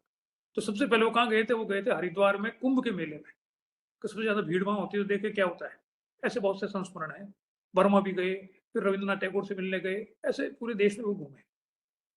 1917 में चंपारण में सबसे पहले वो थोड़ा इन्वॉल्व हुए, राष्ट्रीय आंदोलन क्या, वो एक छोटा सा जो झगड़ा था उसमें। वहां से अहमदाबाद 1918 में आए, अहमदाबाद में झगड़ा था उसमें। फिर 1918 जो बारदौली में झगड़ा हुआ गुजरात में, उसमें भी वो गए। और फिर 1919 में जो एक एक्ट आया, रोलेट एक्ट, जिसके खिलाफ जब आंदोलन करने की बात शुरुआत हुई, उस समय उन्होंने देखा कि जलियांवाला बाग हो गया, हम सब लोग जानते हैं उसके बारे में। तब गांधी ने देखा कि दुनिया, देश के अंदर लोग नाराज हैं बहुत ज्यादा, हमें अंग्रेजों के खिलाफ आंदोलन शुरू करना चाहिए। और उन्होंने आंदोलन करने की शुरुआत भी करी। फिर बाद में आंदोलन वापस भी लिया और कहा, जिसे कहा जाता है it was my Himalayan blunder, तो मुझसे बड़ी गलती हुई, क्योंकि देश अभी तैयार नहीं है एक साथ जुट होकर हम अंग्रेजों से लड़ने के लिए। एक छोटी सी लड़ाई है जिसको मैंने बड़ा मान के लड़ाई शुरू की, लेकिन मुझे लगा कि ये हो नहीं सकती। उन्होंने जो सबसे पहली बड़ी लड़ाई शुरू की वो थी 1920 में। उन्होंने घोषणा करी 1 अगस्त 1920 से हम असहयोग आंदोलन शुरू करेंगे। तब तक गांधी कन्विंस्ड हो चुके थे कि अंग्रेजों का शासन किसी भी तरह से भारतीयों के हित में नहीं है, आर्थिक रूप से, सामाजिक रूप से, राजनीतिक रूप से। और अब हमें वास्तव में अंग्रेजों को यहाँ से भगाने के लिए काम करना पड़ेगा। हम सोच रहे थे कि अंग्रेज दयालु हैं और जो हमारे साथ गड़बड़ होती है वो लोकल एडमिनिस्ट्रेटर्स करते हैं। अंग्रेज ब्रिटिश पार्लियामेंट को हम लिख के दे देंगे, राजा से हम अपील करेंगे तो शायद हमारी समस्या समाप्त हो जाए, लेकिन ऐसा नहीं है। अंग्रेज ऊपर से लेकर नीचे तक भारत का शोषण कर रहे हैं। इसलिए अब हमारे पास और कोई चारा नहीं बचा है सिवाय इसके कि हम उनके खिलाफ आंदोलन करके, उनको असहयोग करके उनको हटाएं। 1 अगस्त 1920 को जो उन्होंने घोषणा करी असहयोग आंदोलन की, उस समय तक कांग्रेस ने इस बात की पुष्टि नहीं की थी कि वो उस सहयोग में होना, इस आंदोलन में वो होंगे। गांधी ने अपनी तरफ से घोषणा कर दी थी, वो नेता बन चुके थे। उन्होंने कांग्रेस से नहीं पूछा था कि हमें करना है कि नहीं करना। उन्होंने कहा कि ये करना है, 1 अगस्त से असहयोग आंदोलन शुरू है। असहयोग का क्या अर्थ है कि हम ब्रिटिशर्स की हर चीज के साथ असहयोग करेंगे, उनकी शिक्षा पद्धति से असहयोग करेंगे, उनके विश्वविद्यालयों में, कॉलेजों में हम नहीं जाएंगे, हम अपने विश्वविद्यालय खोलेंगे। गुजरात विद्यापीठ उन्होंने इसी आधार पर खोला था, बहुत से कॉलेज खोले गए। हम BHU 1916 में इसी आधार पर खुला था। तो हम अपने हिसाब से अपनी अपनी शिक्षा बनाएंगे, वहीं पढ़ेंगे, हम अपने वस्त्र पहनेंगे, हम मैनचेस्टर के द्वारा बनाए गए वस्त्रों को नहीं पहनेंगे क्योंकि उससे हमारा शोषण हो रहा है। तो हम अपने वस्त्र कैसे पहनेंगे? हम खुद ही वस्त्र बनाएंगे और खुद ही पहनेंगे। तो खादी का जन्म हुआ, चरखे का जन्म हुआ, चरखा होगा, जन्म होगा, खादी होगी, ग्राम उद्योग होंगे, स्वदेशी का आंदोलन होगा, जो विदेशी वस्त्र हैं उनको खुली जला दी जाएगी, वगैरह बहुत से कार्यक्रम उन्होंने 1920 1 अगस्त से रखे। कांग्रेस ने तब तक उसको स्वीकार नहीं किया था कि कांग्रेस का उससे संबंध नहीं था। जब ये आंदोलन शुरू हो गया तो कांग्रेस ने कहा कि चूंकि हम सबसे बड़ी पार्टी है तो हमें ये तय करना होगा कि हमें इस आंदोलन में होना चाहिए कि नहीं होना चाहिए। तो सितंबर में कलकत्ता में एक विशेष अधिवेशन बुलाया गया कांग्रेस का कि अब हम ये तय करें कि ये गांधी जी का ये प्रस्ताव है कि असहयोग आंदोलन किया जाए, हम इसमें समर्थन करते हैं नहीं करते। उस विशेष आंदोलन, उस विशेष सम्मेलन में युवाओं की संख्या सबसे ज्यादा थी, क्योंकि जो गांधी से बड़े नेता थे अधिकतर, जैसे तिलक की मृत्यु हो गई थी 1 अगस्त 1920 को, गोखले की मृत्यु उससे पहले हो गई थी, सुरेंद्रनाथ बनर्जी चले गए थे, बहुत बड़े बड़े लोग थे, उनकी मृत्यु हो चुकी थी, चले गए थे। जो बाकी लोग बचे थे वो गांधी के साथ हो गए थे, या उनके साथ थे, थोड़ा डिफरेंसेस भी थे लेकिन साथ रहते थे, जैसे मोतीलाल नेहरू वगैरह, वो कभी साथ होते थे कभी अलग होते थे। तो सितंबर 1920 में जब कलकत्ता में यह अधिवेशन हुआ, उसमें यह प्रस्ताव रखा गया कि हम असहयोग आंदोलन का समर्थन करते हैं या नहीं करते हैं। मोहम्मद अली जिन्ना भी उस समय तक कांग्रेस के सदस्य थे, उन्होंने वो खड़े हुए बोलने के लिए इसके विरुद्ध में। वो कॉन्स्टिट्यूशनलिस्ट थे, वो मानते थे कि लड़ाई अगर लड़नी है तो संविधान के तरीके से लड़नी चाहिए, हमें हमें संविधान सभा में, उसमें लेजिस्लेशन में जाना चाहिए, पेटिशंस लिखनी चाहिए, अंग्रेजों से अंग्रेजी में बात करके वहां पे बताना चाहिए कि आपकी ये जो सिद्धांत है स्वतंत्रता, समानता वगैरह, वो यहाँ लागू नहीं हो रहे। तो लड़ाई सोफिस्टिकेटेड तरीके से, एलिट तरीके से होनी चाहिए। ये जो गांधी कर रहा है ये हुड़दंग है, ये सड़कों पे लोगों को ला रहा है, ये अराजकता फैला रहा है। बाद में एक जो कांग्रेस के अध्यक्ष रहे नायर, उन्होंने 1922 में किताब भी लिखी, अनार्की एंड गांधी, कि गांधी के जो तरीके हैं ये सब अराजकता फैला रहे हैं। जिन्ना उसके विरुद्ध में थे, तो उन्होंने प्रस्ताव, वो बोलने खड़े हुए इसके खिलाफ प्रस्ताव के, तो जितने भी युवा थे उन सब ने हूटिंग करके उसको बैठा दिया, जिन्ना को बोलने नहीं दिया। वो सारे युवा गांधी के साथ थे। तो जो बैठा दिया तो वो उसने कहा कि आप लोग ये क्यों समर्थन कर रहे हो गांधी का? क्या ये खादी पहनने से देश आजाद होगा? क्या चरखा काटने से देश आजाद होगा? क्या विदेशी वस्त्रों को जलाने से देश आजाद होगा? इससे कौन सा देश आजाद होता है? आज तक हुआ क्या कोई देश आजाद ऐसे हड़तालें करने से? तो उन्होंने कहा, लोगों ने जो कांग्रेस के डेलीगेट्स थे उनसे पूछा, तो डेलीगेट्स ने कहा कि साहब हमें तो नहीं पता नहीं आजाद होगा कि नहीं होगा, लेकिन हमें गांधी पर विश्वास है कि गांधी हमारे हित में काम कर रहा है, इसलिए गांधी जो कह रहा है वही करेंगे हम, तो हमें नहीं पता इससे क्या होगा। तब ये जुमला आया बातचीत में कि मजबूरी का नाम महात्मा गांधी है। It is a positive tribute to Mahatma Gandhi control over masses, कि लोगों को गांधी में इतना फेथ हो चुका था, इतना विश्वास था कि गांधी जो कह रहे हैं उसको हमें तो अनुसरण करना है, बहस नहीं करनी है। हमें समझ में नहीं आया तो उससे कोई फर्क नहीं पड़ता, गांधी समझता है, हम क्यों समझे बैठे। हमको तो कहा हड़ताल करो तो हम हड़ताल कर देंगे, हमको कहा मत करो तो हम नहीं करेंगे, हमको कहा कि खादी पहनो तो हम खादी पहन लेंगे, हमको कहा चरखा काटो तो चरखा काट लेंगे, हमको कहा नहीं आप चले जाओ अपना अपना काम करो, अभी मत आओ सड़कों पर तो हम नहीं आएंगे। हमें इसका मतलब नहीं पता, लेकिन हमें गांधी पर विश्वास है।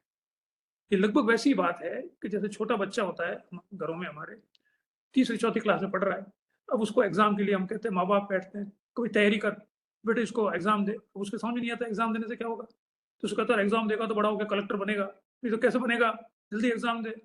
और उस बच्चे को ना तो कलेक्टर का मतलब पता, न उसको पता है कि इसको यहाँ पढ़ने से कोई कलेक्टर कुछ होता है तो वो कैसे बनेगा, लेकिन वो मजबूरी में पढ़ता है, क्योंकि उसको अपने माँ बाप पर फेथ है कि ये मेरे हित में ही कुछ कह रहे होंगे। मुझे तो बड़ा बुरा लग रहा है, मुझे पसंद नहीं आ रहा, लेकिन ये मेरे हित में ही कह रहे हैं कि 24 घंटे ये मेरे लिए कुछ ना कुछ करते रहते हैं। तो वो उनकी मजबूरी में कहता है, मजबूरी का नाम महात्मा गांधी की जगह कहते हैं मजबूरी का नाम मेरे माँ बाप। तो मेरे समझ में तो नहीं आ रहा पढ़ने से क्या होगा, लेकिन अब वो कह रहे हैं तो पढ़ लेते हैं, क्या करें। तो it is a tribute to parents that kids have total faith in their parents कि वो कहें कूद जा तो कूद जाएंगे, वो कहेंगे बैठ जा तो बैठ जाएंगे, वो कहेंगे पढ़ाई कर तो पढ़ाई करेंगे। इसका मतलब समझ में नहीं आया। तो मजबूरी का नाम महात्मा गांधी जिना ये पूछने पर कि ये जो काम कर रहे हो उससे देश आजाद कैसा हो, इसका कोई किसी को पता नहीं था। तो उन्होंने कहा यार ये कैसे लोग, इनके तो मजबूरी का नाम महात्मा गांधी। जो महात्मा गांधी कहते कुएं में पढ़ो तो कुएं में पड़ जा रहे, इनके साथ मैं नहीं रहना चाहता, ये इनको कुछ समझ में नहीं आता। मैं तो बड़ा बड़ा वकील हूँ, रेशनली बात कीजिए क्या कर रहे हैं। तो उसने कांग्रेस छोड़ दी, तो वो इंग्लैंड चला गया मोहम्मद अली जिन्ना। फिर बाद में 36 के बाद में आता है, वो अलग कहानी है। तो भारत में उसी से कांग्रेस, वो जो प्रस्ताव था वो प्रस्ताव भारी मत से पास हो गया। फिर कांग्रेस का जो एनुअल जो एसोसिएशन जो मीटिंग होती थी वो दिसंबर में होती थी। तो उसके बाद नागपुर में 1920 में दिसंबर में मीटिंग हुई, जिसमें इस इमरजेंसी मीटिंग में जो प्रस्ताव पारित हुआ था उसको रेटिफाई करना पड़ा था। रेटिफाई करे तभी मानेंगे, कांग्रेस का एक विशेष अधिवेशन था। तो 1920 दिसंबर में नागपुर में अधिवेशन में कांग्रेस ने उस प्रस्ताव को मान लिया। अब हमारा कांग्रेस का उद्देश्य पूर्ण स्वराज है, और पूर्ण स्वराज को प्राप्त करने के तरीके जो गांधी बताएंगे उसको हम फॉलो करेंगे। उसी में गांधी ने एक संविधान बनाया कांग्रेस का। उससे पहले कांग्रेस का कोई संविधान नहीं था। कांग्रेस ऐसी 3 दिन मीटिंग हो जाती थी सब लोगों की, और बैठ के बातचीत करके चल देते थे। उसने कहा भाई आप लड़ाई लड़ रहे हो तो एक संगठन बनाया है, तो संगठन के संविधान तो कि प्रेसिडेंट कैसे होगा, कहाँ कहाँ पे उसकी ब्रांचेस होगी, उनके क्या नियम होंगे, कौन उसका सदस्य बन सकता है। तो वो संविधान गांधी ने पहली बार 1920 में कांग्रेस के नागपुर अधिवेशन में पास कराया। वो संविधान आज भी लागू है कांग्रेस में। 2 बार उसमें थोड़े से संशोधन हुए हैं छोटे मोटे, लेकिन वही आज भी लागू है। That is the only constitution framed in Congress and that was by Gandhi. तो इसका मैं जो कहने की कोशिश कर रहा हूं कि 1920 में गांधी भारत के नेता बन चुके थे, क्योंकि भारत का सबसे बड़ा जो संगठन था वो था कांग्रेस, और कांग्रेस के वो नेता अनडिस्प्यूटेड नेता हो गए थे। सबने उनको कह दिया था भाई गांधी जो कहेंगे वो मानेंगे। ऐसा कहते ही 1920 से 1947 तक आप देखेंगे 7 वायसराय आए भारत में, और 7 वायसराय जब आते थे भारत में, जब भी आए तो दिल्ली में आते ही वो सबसे पहले कहते थे भाई गांधी से कैसे मिले, सबसे पहले गांधी से बात करें, क्योंकि ये जनता उसके कंट्रोल में है। अगर गांधी को मना लेते हैं तो जनता मान जाएगी, अगर गांधी को नहीं मनाते तो फिर कोई मतलब ही नहीं किसी से बात करने का। 1954 में गार्जियन जो इंग्लैंड का एक पत्र है बहुत बड़ा, उसका एक पत्रकार भारत में आया था, और उसने नेहरू से बात की 54 में, जब गांधी की डेथ हो चुकी थी तब तक।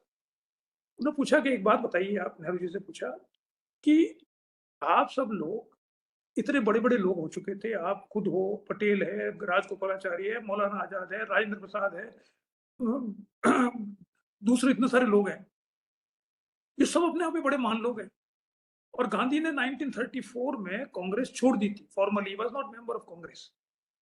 उसके बावजूद भी 1934 के बाद में भी जब भी आपको कोई बड़ा निर्णय लेना होता था राष्ट्र के लिए, तो आप वर्धा जाते थे जहां गांधी रहते थे, और जाकर उनसे हाँ भरवाते थे, साहब हम ये करना चाहते हैं, आप बताओ क्या करें।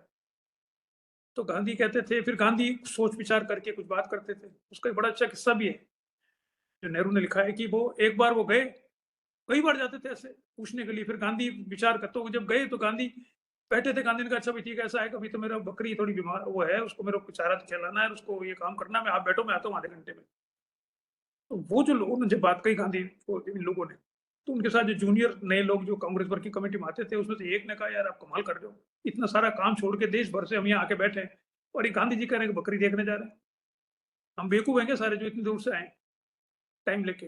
तो नेहरू ने उनको कहा कि यार तू भी नए नए आया कांग्रेस में तेरे को भी पता नहीं है ना गांधी के बारे में, वो गए हैं तो वो जब आएंगे ना, चाहे आधे घंटे में आओ चाहे 2 घंटे में आओ, हमको यहाँ वेट कर, क्योंकि हमने जो बातें उनको बता दी उन्होंने सुन ली है, अब वो विचार कर रहे हैं कि क्या निर्णय लेना चाहिए, उसके बाद वो आके अपने को बता देंगे, अपने को वही करना है। तो उसका गार्जियन के उसने पूछा कि यार आप उनसे पूछने क्यों जाते थे जब आपको सब पता था और आपकी बात को 90% वहां बढ़ते ही थे। कहा ठीक है कर लो। तो नेहरू ने एक बात कही, नेहरू ने कहा भाई ऐसा है कि हम में और गांधी में एक बहुत बड़ा अंतर था जिसको हम कभी पाट नहीं पाए, और वो अंतर ये था कि जब गांधी कहता था कि ये ऐसा करना है और जनता को मालूम पड़ता था कि ऐसा गांधी ने कहा है, तो जनता आंख मूंद कर उसकी बात को स्वीकार कर लेती, और जब हम कहते कि ऐसा करना है तो वो थोड़ा शंकालु होती थी कि ये जो कह रहे हैं ये सही कह रहे हैं गलत कह रहे हैं, ये इनके हित में तो नहीं है, कहीं हमको मरवा तो नहीं देगा ये नेहरू या ये पटेल। तो गांधी से पूछ के आओ गांधी जी क्या कह रहे हैं, पहले वो बताओ आप। गांधी जी ने कहा हाँ भरिए नहीं भरिए। So the trust of people in Gandhi was enormous, and there was a qualitative difference between trust of Gandhi and Nehru and others. वो हम पाट नहीं पाए। वो क्यों है हमें तो समझ में नहीं आया। मुझे खुद को, नेहरू ने अपनी ऑटो वगैरह लिखी, मुझे खुद को कई बार गांधी से मतलब लगता था ये बड़ा मिस्टिकल आदमी है, ये पता नहीं क्या कहता है, कई बार समझ में नहीं आता हमको। कभी तो ये रेशनल बातें करते करते कुछ इरेशनल बातें करने लग जाते हैं, तो हम कहते थे क्या बातें कर रहे हो आप, तो वो कहते नहीं नहीं आपको समझ में नहीं आएगा, तो छोड़ो, तुम ये मान रहे हो नहीं मान रहे हो बताओ तुम। तो हमको मानना पड़ता कि हमने को पता था कि ये जो कह रहे हो सही है, जनता इन्हीं की बात मानेगी, सही गलत हमारी तो मानेगी नहीं। That was the trust factor. जब नेहरू जेल में थे 1940s में, तो उनके पास इंग्लैंड से एक लेटर आया, एक दोस्त ने लेटर लिखा पत्रकार ने कि ये बताइए मैं भारत आना चाहता हूँ और मैं एक सर्वे करना चाहता हूँ भारत में कि ये जो भारत और के लोग जो लड़ना चाह रहे हैं, इंग्लैंड वालों ने इतना अच्छा काम किया हमारी सरकार ने, तो लोग नाराज क्यों अंग्रेजों से, प्रॉब्लम क्या है। उन्होंने क्या किया बेचारा, उन्होंने ट्रेन बनाई, उन्होंने टेलीफोन बनाए, सारी चीजें उन्होंने करी, अंग्रेजों ने इतने काम कर रहे हैं इतना अच्छा, और आप उनके खिलाफ लड़ रहे हो, ऐसा क्या कर दिया भाई उन्होंने। तो मैं पूरी देश में जाना चाहता हूँ और मालूम करना चाहता हूँ कि भारत चाहता क्या है, व्हाट डज इंडिया वांट, और किन लोगों से मिलूं, कहाँ पे जाऊं। तो नेहरू ने लेटर का जवाब दिया कि आपको देश भर में जाने की कोई जरूरत नहीं है, आप 7 दिन के लिए वर्धा आश्रम चले जाइए और गांधी जी के साथ रहिए। 7 दिन में बाद में आप सिर्फ देखिए उनको, 7 दिन बाद में गांधी जो बोलता है समझ लेना भारत यही चाहता है, कहीं जाने की जरूरत नहीं है। He represents soul of Gandhi India. हमको पता है ये बात, इतने सालों से हम साथ रह लें, हमको मालूम पड़ गया, हम कन्विंस हो चुके हैं। तुम भी कहाँ को इधर उधर घूमते हो फालतू, यहीं आके बैठ जाओ और सुन लो इनकी बात। ये जो कहना वही इंडिया चाहता है, क्यों चाहता है वही बता देगा। So what I am trying to say is कि भारत में गांधी को ये पढ़ाया जाता है, जब मैं आपको बता रहा हूँ कि 1920 से पूरा देश का नियंत्रण उसके हाथ में था। कैसे था नियंत्रण, ये सिर्फ ऐसा नहीं है कि लोग कह रहे थे, लोग कई विरोध भी करते हैं, सब गांधी को कैसे मानते, और भी बहुत लोगों ने वो किया था, सैक्रिफाइस किया था, बहुत से लोगों ने सैक्रिफाइस किया था। देश के आंदोलन में सब तरह के लोग थे, हिंसा वाले भी थे, अहिंसा वाले भी थे, हजार तरह के लोग थे, छोटे छोटे लड़ाई भी लड़ रहे थे। लेकिन गांधी को भारत का नेता माना गया। नेता कौन होता है, नेता वो नहीं होता जिसको फॉलोअर्स नेता मानते हैं। ये साधारण भ्रम में मेरे साथ 10-50 व्यक्ति हो और मुझे कहे नरेश दादी जिंदाबाद जिंदाबाद, तो मैं समझू मैं नेता हो गया, तो मैं नेता नहीं हो गया। नेता वो होता है किसी आंदोलन का जिसको, जिसके खिलाफ आंदोलन कर रहे हो वो रिकॉग्नाइज करेगी नेता है। जैसे हमारे राजस्थान में मैं उदाहरण देता हूँ कई बार कि एक आंदोलन हुआ था गुजरों का आंदोलन 2006 में। वो आरक्षण चाहते थे, गुजर की मीनों का आरक्षण मिला हुआ, हमको नहीं मिला हुआ, हम बड़ी पिछड़ी जाती है। तो आंदोलन हुआ, उसमें कर्नल भैंसला जी थे जो कि आंदोलन में अमर जुए के साथ ये सबसे आगे लीड कर रहे हैं। थोड़े दिनों बाद सरकार को मालूम पड़ गया कि अगर इस आंदोलन के बारे में किसी से बात करनी है तो भैंसला जी से बात करनी। जब भी सरकार चाहती, कई बार कोशिश हुई, सरकार भेजती लोगों को, अगर भाई अपन समझौता कर लेते हैं, भाई क्या प्रॉब्लम है, क्यों तोड़ फोड़ कर रहे हो, तो कर्नल साहब को बुलाते। मेरे मित्र थे जो सेक्रेटरी थे, होम सेक्रेटरी, उन्होंने मुझे बताया कि साहब हमने एक बार बुला भी लिया था उनको और वो आ गए और हमने समझौते की पूरी सारी बातें तैयार कर ली। और हमने कहा बस ये, उनको कहा सर बस आप तो ये सब बातें सही है, इस पर साइन कर दो, बस साइन ही तो करना है, क्योंकि हम जानते थे कि इसने अगर साइन कर दिए तो ये आंदोलन खत्म है, या जाके कह देगा तो लोग मान लेंगे, क्योंकि सबको इतना ट्रस्ट है। तो उन्होंने पेन निकाला और हम सब देख रहे थे, अब बस साइन हुए। पेन निकालते उसने कहा कि यार 1 मिनट मेरे को बाथरूम जाके आना है पहले। तो उन्होंने कहा अब ये गए, और वो बाथरूम जाने के बहाने बाहर निकल गए। और उन्होंने कहा भी मैं तो साइन करने से पहले अपने लोगों से पूछूंगा, मैं कि साइन कर दूं तो मैं अभी से कन्विंस, मैं तो कन्विंस हो गया, लेकिन मेरे लोग कन्विंस, मैं उनको बताऊं ये बात, फिर वो बताया या नहीं बताया क्या है, वो बात बिखर गई। What I am trying to say is कि नेता वो होता है जिसको उसका विपक्ष माने नेता। तो ब्रिटिश सरकार, जैसे मैंने बताया कि वायसराय आते पहले कहता था गांधी को बुलाओ, या गांधी से मिलने कहाँ जाएं, उनको कहो यार मिले मुझसे आकर, क्योंकि गांधी को अगर हमने समझा लिया तो देश को समझा लिया, दूसरे को जरूरत नहीं है। कोई दूसरा व्यक्ति ऐसा नहीं था जिससे वो मिलना चाह रहे थे। सारे समझौते, सारे वार्ताएं, सारे झगड़ों में गांधी को उन्होंने सबसे पहले बुलाया कि यही वो आदमी है जो अगर कह दे कि हाँ भाई अब हम, और इसके उदाहरण है, असहयोग आंदोलन हुआ 1922 में, चोरी चोरा कांड हुआ, हम सब लोग जानते हैं, एक पुलिस थाने को जला दिया गया। गांधी को 7 दिन बाद मालूम पड़ा, तो गांधी ने जिस दिन मालूम पड़ा उस दिन कहा कि इसको स्थगित किया जाता है, और मैं 21 दिन का उपवास करता हूँ, ये जो हिंसा हुई है इसकी जिम्मेदारी मैं लेता हूँ, और 21 दिन तक अपने आप को मैं शुद्ध करूंगा।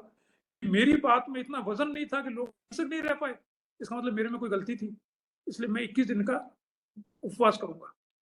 तो जितने भी लोग थे, अधिकतर लोग जेलों में थे, उन सब ने विरोध किया कि साहब ये क्या कर रहे हो। आज भी लोग लिखते हैं हिस्ट्री में, जो कई लोग हैं, जो आप देखो वीडियो पे और यूट्यूब चैनलों पे कई लोग मिल जाएंगे ये कहते हुए कि गांधी ने बहुत बड़ी गलती करी, अगर गांधी उस समय विड्रॉ नहीं करता तो देश आजाद ही हो जाता। तो गांधी ने कभी, अगर देश, उस समय भी लोगों ने कहा साहब ये क्या कर रहे हो, अभी 30-40 हजार लोग जेलों में चले गए हैं और ब्रिटिश सरकार बिल्कुल हिल चुकी है, 10-15 दिन और रुको आप और ये देश आजाद हो जाएगा, ब्रिटिशर्स भाग जाएंगे यहाँ से। गांधी ने कहा भाई अगर ये हिंसा से डर के भागते हैं तो मुझे ऐसा स्वतंत्र भारत नहीं चाहिए, मुझे चाहिए जो भारत अहिंसा से आजादी को प्राप्त करे, इसलिए मैं तो इस आंदोलन को अब लीड नहीं करूंगा, मैं विड्रॉ करता हूं। आपको करना हो तो आप करो, आपको किसने रोका, मना थोड़ी कर रहा हूं मैं आपको, मैं तो मेरी बात कह रहा हूं, मैंने विड्रॉ, मैंने घोषणा की थी, सबको कहा था कि ऐसा करो, अब मैं कहता हूं भाई मेरे कहने से मत करो, बंद कर दो इसको। जितने साथी थे उसके, जो मैं नाम बता रहा हूं, मनमोहन, मोतीलाल नेहरू और चित्तरंजन दास और जितने भी लोग थे, बड़े बड़े नेता, सबने विरोध किया कि गांधी को नहीं करना चाहिए, लेकिन किसी की हिम्मत नहीं थी कहना कि अच्छा हम चलाएंगे आंदोलन, अब मत करो, बैठ जाओ, आंदोलन यहाँ पीक पे आया हुआ, हम चला लेंगे, देश को आजाद कर देंगे 2-4 दिन में। No one dare, why? क्योंकि उनको पता था कि गांधी की मॉरल अथॉरिटी है, जिसको जनता ने उसने कह दिया कि बंद करो तो सबने बंद कर दिया, तब नहीं करेंगे, उसने कह दिया चालू करो तो चालू कर दिया। तो भारत में जब भारत आजाद हुआ, ये बहुत से ऐसे घटनाएं हैं जो हरी अनंत, हरी कथा अनंत बहुत चलती रहेगी। जो बात मैं बताना चाहता हूँ ये है कि 1920 से 1947 तक ऐसी बहुत सी घटनाएं हुई जो ये सिद्ध करती है कि गांधी का एकमात्र बड़ा नेता गांधी बन चुका था, और वो और कांग्रेस सिनोनिमस थे, चाहे कांग्रेस में वो रहे या नहीं रहे, 1934 के बाद नहीं रहे थे वो, फिर भी कांग्रेस के नेता थे। कांग्रेस ही देश का आंदोलन सबसे ज्यादा कर रही थी संगठित रूप से, इसलिए वो सबसे बड़ी पार्टी थी, और अंग्रेज भी उसको स्वीकार करते थे इस बात को। तो 47 में जब देश आजाद हुआ, उसके बाद ये बात आई कि भारत, आप देखें कॉन्स्टिट्यूंट असेंबली में इस पे डिबेट हुई, आप देखें भारत के संविधान में गांधी का नाम नहीं है, उसमें कुछ ने कहा कि साहब इसमें भारतीय संविधान में जो प्रियम्बल है उसमें गांधी की फोटो होनी चाहिए या गांधी का कथन होना चाहिए। तो जो दूसरे थे गांधीवादी, उन्होंने कहा साहब ये तो बहुत छोटी बात हो जाएगी, क्योंकि हम आज 1947 में भारत आजाद हुआ है, अब तक गांधी भारत से बड़ा हो चुका है, ये हम तो अपने हिसाब से सोच रहे हैं कि भाई भारत का संविधान का, ये नहीं, भारत के संविधान का नहीं, ये तो देश भर में पूरी दुनिया में घूम चुका है, दुनिया में चला चुका है भारत, ये गांधी हमारे कंट्रोल में नहीं है, इसलिए इसको लिमिट मत करो हमारे संविधान से, उनसे कुछ अनुसरण करो जो कम कर सकते हैं, जो उन्होंने डायरेक्टिव प्रिंसिपल्स बनाए, यही आइडियल्स हैं, इनको हमें करेंगे गांधी जी के अनुसार। लेकिन हम कर पाएंगे नहीं कर पाएंगे हमें पता नहीं, क्योंकि गांधी जी तो है नहीं, तो हम कौन करेगा कौन नहीं करेगा, इसलिए ये तो बाद में देखेंगे, लेकिन ये आइडियल्स ले लो, लेकिन उनका नाम मत। अंबेडकर जी ने ये कहा कॉन्स्टिट्यूंट असेंबली में, जो लास्ट उनकी स्पीच है, कि हमें जो गांधी के जितने भी मेथड्स थे भारत को आजाद कराने के, उन सबको अब कॉन्स्टिट्यूशनली बैन कर देना चाहिए। कोई आगे से स्वतंत्र भारत में हड़ताल नहीं हो सकती, भूख हड़ताल नहीं हो सकती, वस्त्र नहीं जलाए जा सकते, घेराव नहीं हो सकता, बंद नहीं हो सकता, ये सब इलीगल है, ऐसा कॉन्स्टिट्यूशन में प्रोविजन करो। क्यों? क्योंकि अब संविधान बन चुका है, अगर आपको विरोध करना है सरकार का तो संवैधानिक तरीके बहुत से हैं, आप इलेक्शन में हरा दो सरकार को, दूसरी सरकार ले आओ जो आपको पसंद आती है, हम ही तो लोग हैं आपस में, हम सब लोग ही तो सरकार चलाएंगे, तो हमारी किसी बात पसंद नहीं आए जनता को तो हमको हटा दो, दूसरों को ले आओ हर 5 साल में। 5 साल से पहले ना हो तो राइट टू रिकॉल इसमें इंट्रोड्यूस कर दो कि भाई 2 साल में परेशान हो जाओ आप तो राइट टू रिकॉल कर लो, चलो वो देख लो, आप उसके प्रोविजन देख लो। वो नहीं हो तो कोर्ट है, कोर्ट में चले जाओ, चैलेंज कर दो, कोई गलत नियम बनाते हैं तो उसमें वो भी एक तरीका है। पेटिशन दे दो, हमारे जो एमएलएज हैं जो जीत के आएंगे, एमपीज आएंगे, उनको वो जो वोट मांगने जाए तो उनसे कहो, शर्त लिखा लो कि हम तुमको वोट इस शर्त पे देंगे, ये काम करोगे नहीं तो हम वोट नहीं देंगे और हम बाद में दिखाएंगे तुमको। ऐसे कई तरीके हैं जो संवैधानिक हैं, अब हमारे पास है। अब हमें इन गैर संवैधानिक तरीकों की जरूरत नहीं है, इनको बंद करो, इलीगल घोषित कर दो। तो जो उसमें बहुत से लोग थे, दूसरों ने कहा भैया इतना आसान नहीं है, आप बहुत ही लीगल माइंड हो आपका, आप समझते हो कि हर चीज कानून से तय हो सकती है। कानून से तय नहीं होती दुनिया, कानून तो एक फ्रेमवर्क है, उससे मानस नहीं बदला जाता लोगों का। तो इसलिए ये तो डिसेंट के एक्सप्रेशंस हैं। आप किसी से सहमत नहीं हो तो असहमति व्यक्त करने के तरीके हैं।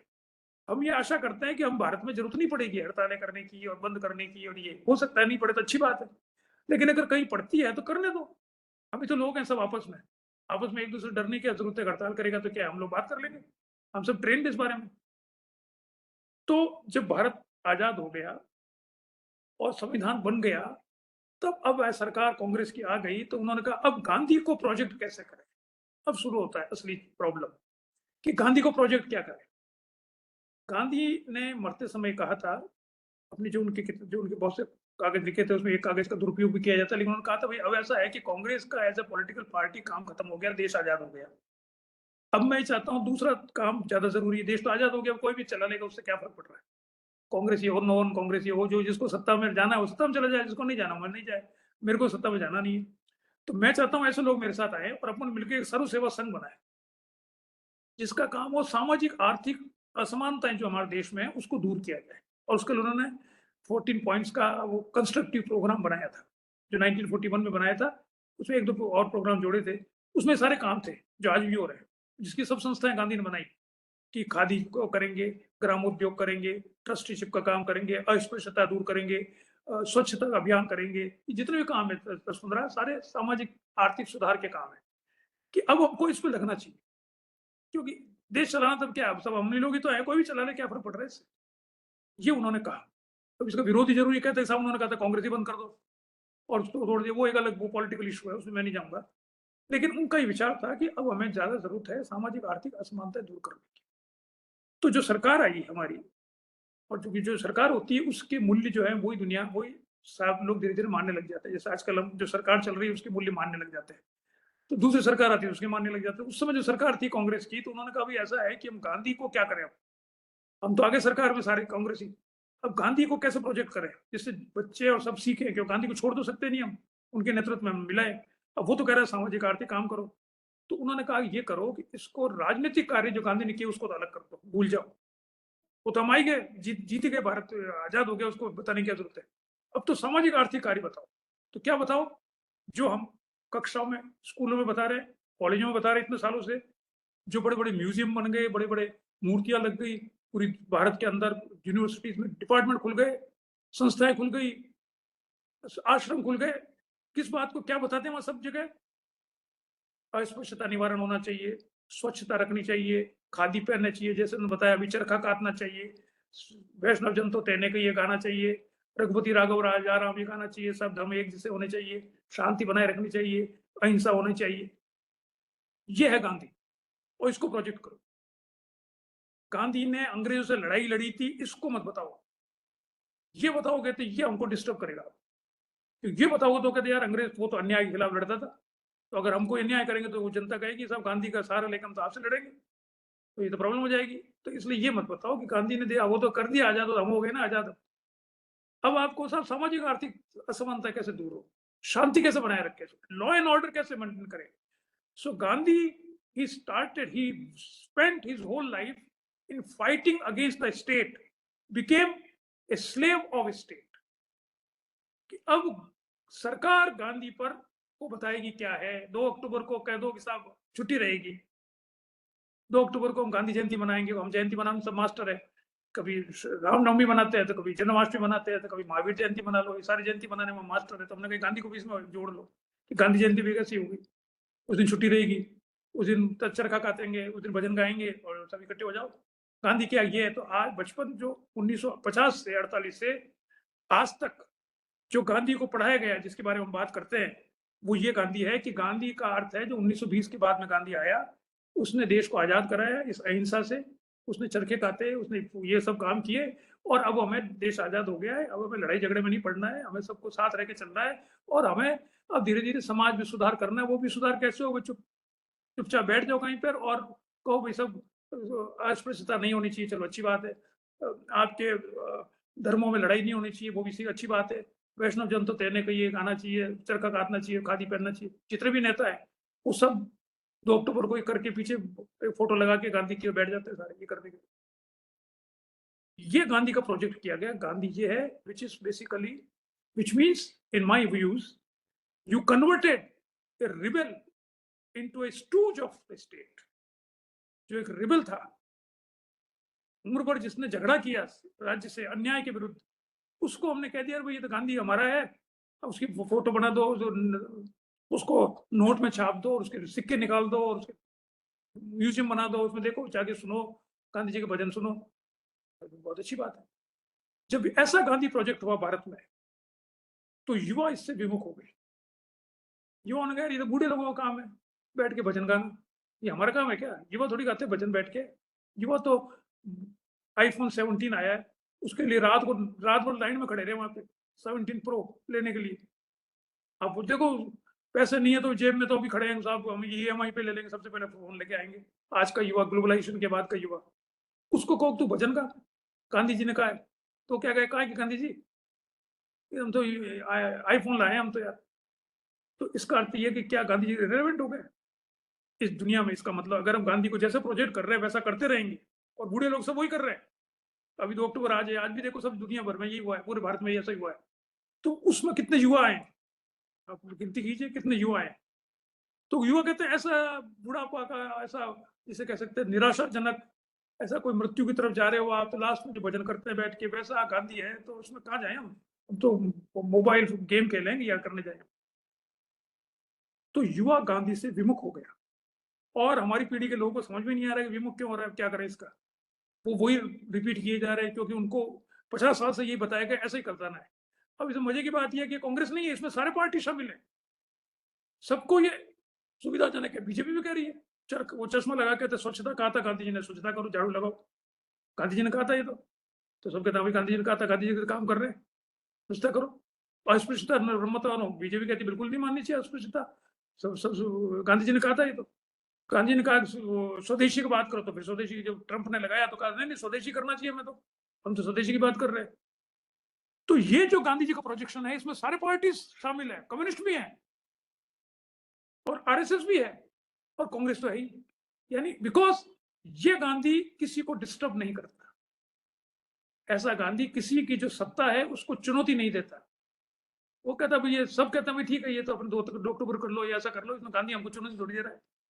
ये पूरे देश के अंदर गांधी को बताया जा रहा है, और इसलिए युवा पीढ़ी से विमुख है।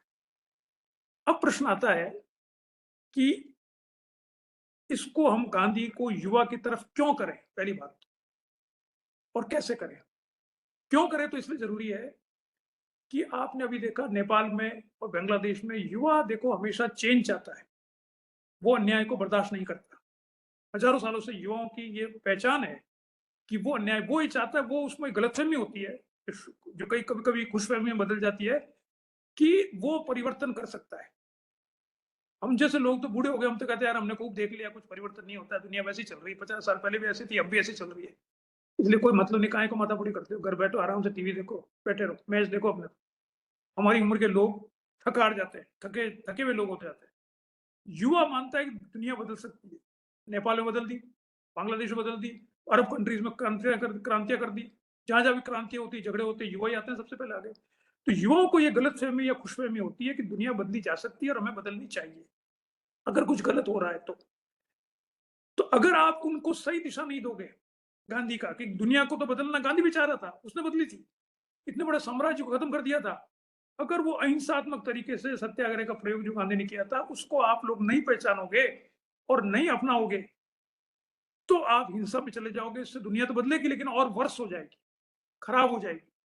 अगर दुनिया को अच्छी बदलना है बदलना है और अच्छे तरीके से बदलना है तो हमें गांधी की तकनीकों को अपनाना पड़ेगा। ये युवाओं को बताने की आवश्यकता है।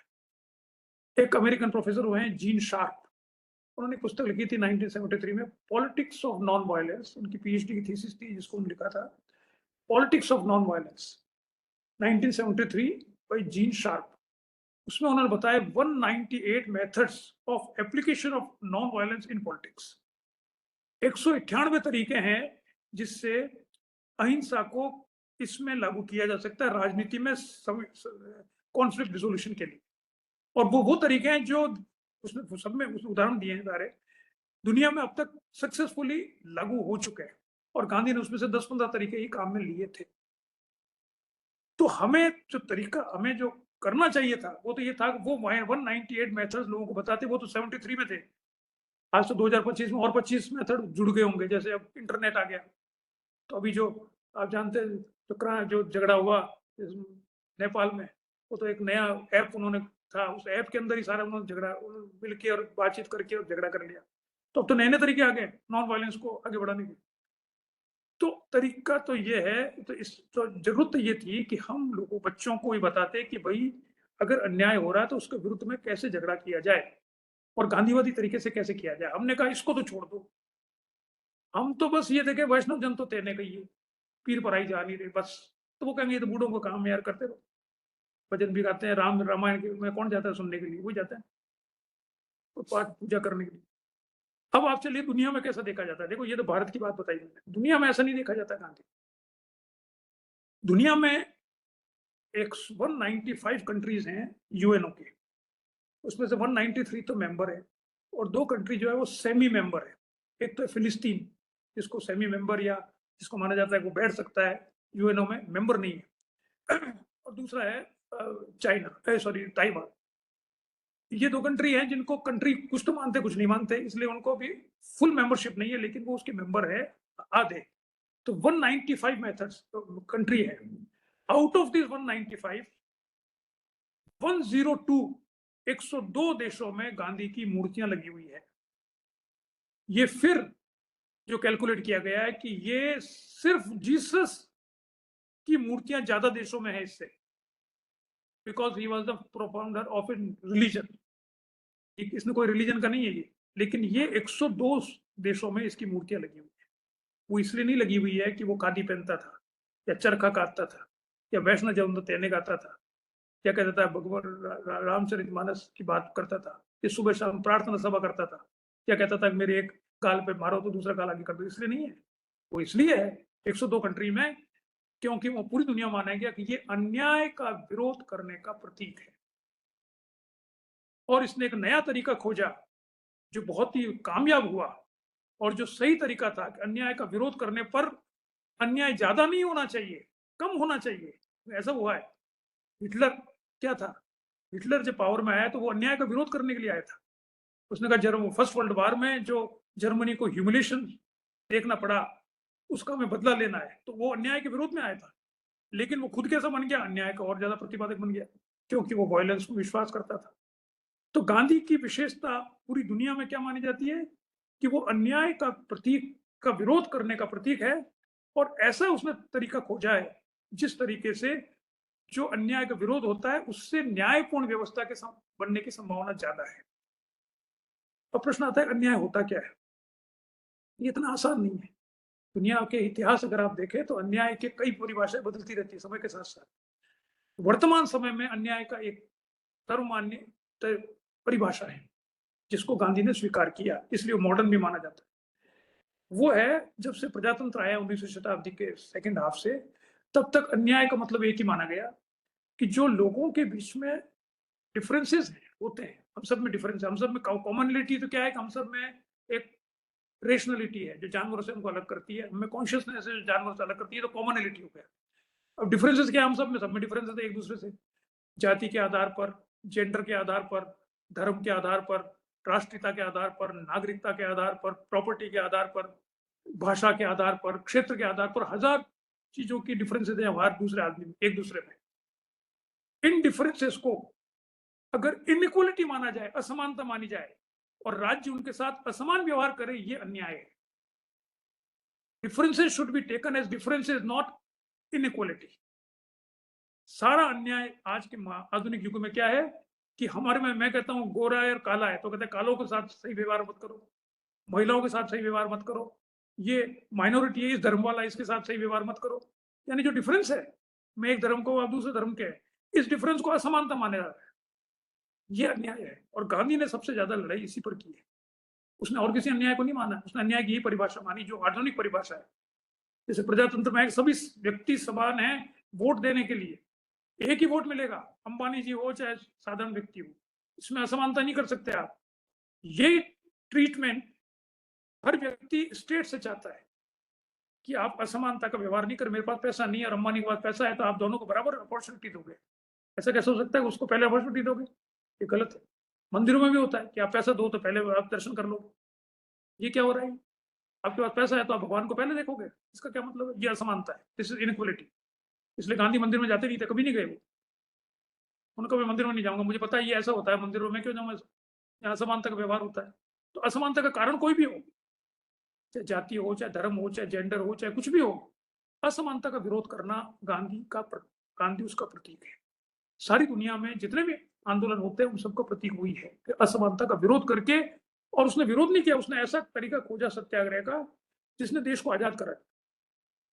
एक मेरे खुद के जीवन की घटना है जो मैं कई बार सुनाता हूँ, आप लोगों को शायद नहीं सुनाई हो या किसी ने सुनी हो तो मुझे नहीं पता, कि 1990 के दशक में मैं बहुत बार सेमिनारों में गया था। तो एक बार गया मैं, नीदरलैंड में एक शहर है, छोटा कस्बा है जिसका नाम है नाइमेगन। वो जर्मन बॉर्डर पर है नाइमेगन। नाइमेगन ऐसा शब्द है जैसे हमारे जयपुर में पास में कस्बा है कोई बस्सी, छोटा सा कस्बा, वैसे नाइमेगन कस्बा था। उसमें एक सेमिनार पॉलिटिकल पावर पर, उसमें मेरा प्रेजेंटेशन था गांधी कॉन्सेप्शन ऑफ पावर या समथिंग कुछ। उस नाइमेगन की विशेषता यह है कि उसका नाम दुनिया में कहीं पे नहीं जाना जाता क्योंकि कुछ खास बात नहीं, वो मतलब यूरोप के बिल्कुल केंद्र में कहीं पर छुपा हुआ छोटा सा शहर है। वो द्वितीय विश्व युद्ध में थोड़ा लोकप्रिय हुआ इस कारण से कि वहां पर एक पुल है, उस पुल को पार करने पर आप जर्मन बॉर्डर क्रॉस कर सकते, बिल्कुल नजदीक आ जाते हो, क्रॉस कर लेते हो। तो सेकेंड वर्ल्ड वॉर में जर्मन फौजें उस पर कंट्रोल करना चाहती थी जिससे कि वो पुल पार न कर सके अंग्रेजों की, जो कि नीदरलैंड में अंग्रेजों की सेना थी आने वाली थी। तो अंग्रेजों पर उनकी लड़ाई होती थी उस पुल पर नियंत्रण करने के लिए। उस पुल पर नियंत्रण करने की इतनी जबरदस्त लड़ाई हुई और उसमें वहां कई हीरो बन गए थे। उस पर एक फिल्म आई है, ए ब्रिज टू फार, 1977 में, और उसका निर्माता है रिचर्ड एटनबोरो। आप सब लोग जानते हैं रिचर्ड एटनबोरो, जिसने गांधी फिल्म बनाई थी। उसने 77 फिल्म बनाई जिसमें ऑस्कर अवार्ड बहुत सारे मिले थे। ए ब्रिज टू फार, कभी मौका पड़े तो देखना। उस ब्रिज को कंट्रोल करने ऊपर फिल्म है पूरी, कैसे लड़ाई होती है, कैसे कोई बचाता है, करता है वगैरह। That is the only historical significance of that particular place. वो भी 77 के बाद में लोगों को मालूम पड़ा उसका नाम। मैं जब वहां गया तो वहाँ एयरपोर्ट नहीं था, तो रेलवे स्टेशन से मैं बैठा एक टैक्सी में, और मुझे होटल में जाना था जहाँ पर मेरे को वो सेमिनार था। तो जब टैक्सी में बैठा तो उस चलते ही टैक्सी वाले जैसे होते हैं, उसने मुझे देखा और फिर उसने मुझे 2 मिनट चलने के बाद मुझे पूछा कि आप कहाँ से आए हो। तो मेरे जैसे ऐसे बुरे लोग वहाँ पे उन्होंने कभी देखे नहीं, तो बहुत ही इंटीरियर में था वो यूरोप के। तो मैंने कहा मैं भारत से आया हूँ, इंडिया से आया हूँ। तो 2 मिनट वो सोचता रहा गाड़ी चलाते, फिर उसने कहा you mean you are from the land of Gandhi. तो मुझे बड़ा आश्चर्य हुआ। मैंने कहा यार ये भारत का नाम लेते ही इसने गांधी कहाँ से याद आया इसको। उसने ये नहीं कहा कि आप ताजमहल के यहाँ से आए हो, उसने ये नहीं कहा हिमालय वहां से आए हो, ने ये कहा कि गंगा बहती वहां से आए हो, ने कहा कि वहाँ हाथी होते हैं, न सांप होते हैं, कि जादूगर होते हैं जो बांस पे चढ़ के गायब हो जाते हैं। उसने कहा आप गांधी के यहाँ से, ना उसने कहा बुद्ध के यहाँ से आए हो। मैंने कहा यार आप how do you know about Gandhi. मुझे बड़ा आश्चर्य हुआ, एक टैक्सी ड्राइवर एक इंटीरियर जगह पर और गांधी ने भारत का नाम सुनते गांधी बात कर रहा है। तो उसने कहा था वैसा है कि मैं तो 15 साल से इस शहर में टैक्सी चला रहा हूँ और मैं पढ़ा लिखा नहीं हूँ, और मेरी अंतिम इच्छा यह है कि मेरे पास पैसा इकट्ठा हो जाए तो मैं पेरिस जाना चाहता हूँ। वो मैंने सुना है कि पेरिस बड़ा खूबसूरत शहर है, बस वो इच्छा है मेरी, वो देखना चाहता हूँ एक बार, इसलिए मैं बाहर तो कहीं गया नहीं। हुआ ये कि मैं 15 साल से जब जा रहा हूँ तो रास्ते में कई बार मेरी टैक्सी को रोक देते हैं पुलिस वाले, और कहते हैं भाई ये रास्ता आगे बंद है because demonstrations are going on, और आप किसी दूसरे रास्ते से चले जाओ या आधे घंटे रुको तो उसके बाद चले जाना। तो मैंने देखा वहाँ डेमोन्स्ट्रेशन हो रहे थे, लोग प्ले कार्ड लेके जा रहे हैं सड़कों पे, आदमी औरत, अलग अलग तरह के लोग होते थे, अलग अलग प्ले कार्ड भी लिखा होता था, down with nuclear power, we want peace, बच्चों को अच्छा ध्यान रखो, महिलाओं के साथ उचित व्यवहार करो, यूरोप इंटीग्रेशन करो, वरना वो जो जो अलग अलग इश्यूज पे डेमोन्स्ट्रेशन होते रहते हैं। उन सारे डेमोन्स्ट्रेशन में अलग अलग में एक चीज सामने आता था, वो आता था we are with Gandhi, we are with Gandhi. तो मैंने पूछा पुलिस वाले से इतने सालों के, उसमें बीच में एक, भाई ये बताओ ये Gandhi, what is this Gandhi? बाकी चीजें तो मेरे को समझ में आ गई, ये गांधी क्या होता है? तो उसने मुझे ये बताया, उन्होंने 2-3 बार में, कि एक भारत देश है ईस्ट में, देश में ब्रिटिश साम्राज्य का राज था, जहाँ सूरज नहीं डूबता था, जो हमने देखा ब्रिटिश गवर्नमेंट ने first world war, second world war में कितनी खून खराब हुआ है यूरोप में। उसमें गांधी हुआ है एक व्यक्ति जिसने ऐसे डेमोन्स्ट्रेशन कर करके देश को आजाद करा दिया, अंग्रेजों को छोड़कर भागना पड़ा। तो मुझे लगा यार ऐसा कौन सा देश हो सकता है, ऐसे कौन से लोग हैं जो ऐसे करने से अंग्रेजों को भगा दिया उन्होंने, हम तो लड़ते लड़ते ही मर गए। तो आज मैंने पहली बार देखा कि आज उस देश से एक आदमी आया है, आपको मैंने देखा तो मुझे बड़ी खुशी हुई। तो मैं जब उतरा तो मैंने कहा पैसे कितने हुए? तो उसने कहा तो आपसे पैसे नहीं लूंगा क्योंकि आप गांधी के देश से आए। Can you imagine? This is the reputation of Gandhi in an interior village of Europe, जो कुछ नहीं जानता गांधी।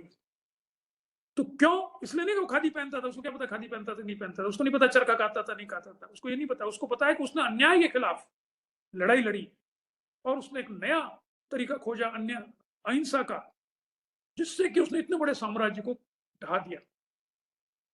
तो दुनिया भर में गांधी को पढ़ाया जाता है प्रतीक ऑफ अन्याय, अन्याय का विरोध करने वाला।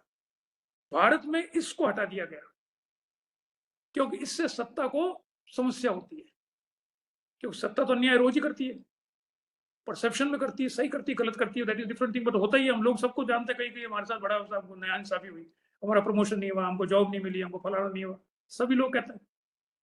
तो उसका प्रतीक अगर हम गांधी बना लेंगे तो फिर सत्ता को प्रॉब्लम होगी। तो वो कहते नहीं नहीं नहीं गांधी मत बनाओ, बाकी तो करते रहो तुम, तो तुम्हारी मॉरल अथॉरिटी जीरो रहेगी। फिर तुम लड़ाई करते रहो हमसे, हम तो अगर तुम हिंसा करोगे तो हमसे निपटना आता है हमको हिंसा से। तो तुम पत्थर फेंकोगे तो हमको गोली चलानी भी आती है तुम्हारे खिलाफ, वो कोई प्रॉब्लम नहीं है हमको। हिंसा को रोकना स्टेट के लिए प्रॉब्लम नहीं है, अहिंसा को रोकना प्रॉब्लम है। और अहिंसा का प्रतीक गांधी लगा दिया आपने, अगर फोटो लगा दी गांधी की तो उस पर कैसे लगाओगे वो लाठी? आप गांधी की फोटो लेके चलिए, आप डेमोन्स्ट्रेशन करने, किसी की हिम्मत नहीं उस पर लाठी, उस पर कोई फोटो पे कोई लाठी मार दे। तो राजनीतिज्ञ जो हमारे यहाँ हुआ है उन सब ने कहा कि इसको दूर रखो गांधी को, इससे इस राजनीति में मतलब उसको भुला दो, अपन तो करो कोई वैष्णव जन तो थे नहीं। So what I am trying to say is this, कि युवाओं का जब हमको ये बताना होगा कि गांधी का मतलब ये नहीं है, ये सिर्फ भारत का स्पेसिफिक तरीका था गांधी का। जब गांधी को, आपको आश्चर्य होगा जानकर, उसने जो लड़ाई शुरू की थी वो की थी दक्षिण अफ्रीका में 1993 से लेकर और 2014 तक। उसमें जो उसका सबसे बड़ा विरोधी था, भारत वाले तो विरोधी थे ही नहीं, भारत के वाइसराय तो डरते थे सारे, वो कोई विरोधी नहीं थे। क्योंकि आपको पता हो जब वो 1917 में चंपारण में गया तो वहां के मजिस्ट्रेट ने कहा कि ऐसा है कि गांधी को कहा कि आप 24 घंटे में चंपारण छोड़ के चले जाइए, वरना आपको गिरफ्तार, मोतिहारी में छोड़ के चले जाइए चंपारण, वरना आपको गिरफ्तार करके जेल में डाल दूंगा। तो गांधी ने कहा कमाल करते हो, मेरे देश में मुझे ही बता रहे हो कि मेरे को चला जाना चाहिए यहाँ से, मैं दक्षिण अफ्रीका से जाके आया हूँ, वहां पे तुम्हारे जैसे लोगों को भगा दिया मैंने, मुझे कह रहे हो क्या? मैं तो यहीं बैठा हूँ, डाल दो जेल में। तो वो जब गांधी भारत में आया तब तक वो एक परिपक्व राजनेता के रूप में एमर्ज हो चुका था, जिसको हम नहीं पढ़ाते। क्यों? क्योंकि उस सारे पीरियड में 1993 से 2015 तक, 1915 तक उसने खादी नहीं पहनी थी, उसने चरखा नहीं काटा था, उसने वैष्णव जन तो तैरने के नहीं कहा था, वो ये सुबह शाम पूजा नहीं करता था, वो लड़ाई दूसरी तरह से लड़ी थी। तो उसका जो मंत्र है वो विरोध के खिलाफ लड़ाई, अहिंसा से लड़ी थी। 1918 में पहली बार गांधी ने चरखा देखा था, जब वो कितने साल का था? 49 ईयर्स ओल्ड। उस समय उसने अपने जो मजूमदार मैडम थी, जब वो अहमदाबाद में जब मिल्स में झगड़ा हुआ, साराभाई की मिल्स जो थी, उसमें कपड़ों और वेजेस को लेकर झगड़ा हुआ, तब उन्होंने कहा ये कपड़ों के चक्कर है तो अपन कपड़ा खुद ही क्यों नहीं बना लेते, इन मिलों पे क्यों रहते हैं, डिपेंडेंट रहते हैं। तब उसके दिमाग में आइडिया आया कि ये मिल में कपड़े बना के जो मैनचेस्टर भेज रहे हैं और हमारा एक्सप्लॉइटेशन कर रहे हैं, ये बंद करो ना, अपन खुद अपना कपड़ा बनाते हैं। तो उनका विचार करते, उनका हाँ गाँव के अंदर गुजरात में कुछ लोग बनाते हैं, तो उसने क्या बनाते हैं, वो चरखा बनाते हैं, वो चरखा कहाँ है, कौन सा है मुझे बताओ।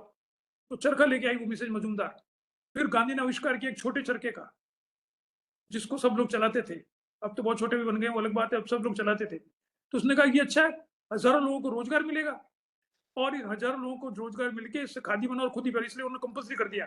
1924 में जब गांधी कांग्रेस का अध्यक्ष बना तो खादी पहनना कंपल्सरी कर दिया, और कहा कि चारानी की जो फीस है जो 1920 में उसने लगाई थी मेंबरशिप की, वो 1924 में उसने कहा कि चारानी भी देने की जरूरत नहीं है, अगर आप आज ये कह देते हो कि आधे घंटा में रोज चरखा चलाता हूं तो आप फ्री में कांग्रेस के मेंबर बन जाइए।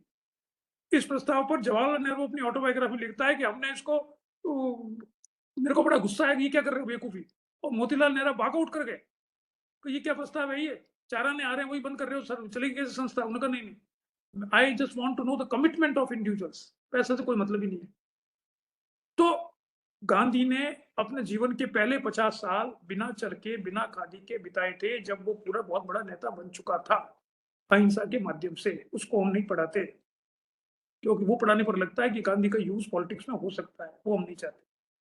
वहां पर जो सबसे बड़ा विरोधी था वो था जनरल स्मट्स। अपनी बात कह के मैं समाप्त करूंगा, कितनी देर बोलना मुझे पता नहीं, तो थोड़ी देर 5-10 मिनट और करके खत्म करता हूँ। तो जनरल स्मट्स जो वहां का जनरल था, जो पॉलिटिकल एजेंट था दक्षिण अफ्रीका का, उससे उनके साथ सबसे पहले झगड़ा हुआ। सबसे पहले गांधी को उसी ने जेल भेजा, उसने 10 बार 4 बार उसको जेल भेजा, लाठियां बरसाई, झगड़े किए, उसको नेगोशिएशन के लिए बुलाया।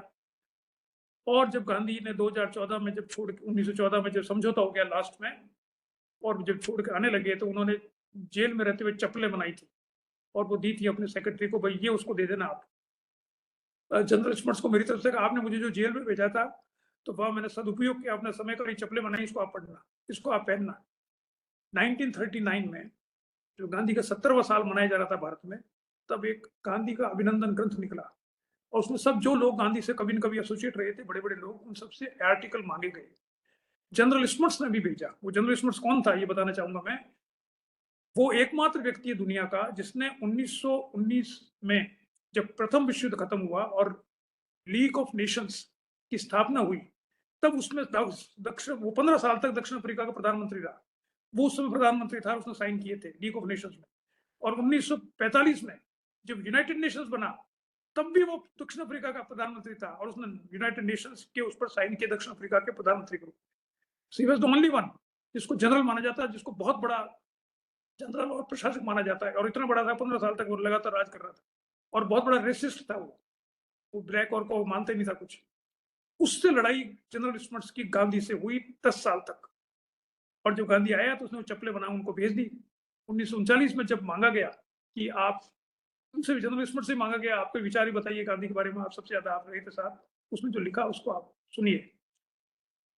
उसने ये लिखा कि ये मेरे जीवन का सबसे बड़ा दुर्भाग्य था कि मुझे गांधी का विरोधी बनना पड़ा। मैंने जीवन में बहुत से लोग देखे हैं, लेकिन ऐसा आदमी मैंने देखा ही नहीं कभी। कैसे कि ये कितना भी विरोधी हो मेरा, उसका मेरा काम था कानून को बनाए रखना, और कानून वैसा जिसको की जनता नहीं चाहती है, और उसका काम था कानून को तोड़ना। वो रोज नए नए तरीके खोज के कानून को तोड़ देता, और मैं रोज माथापुड़ी करके कानून को बनाने की कोशिश करता, और मेरे रोज उससे झगड़े होते, उसको कभी जेल भेजता, कभी क्या करता।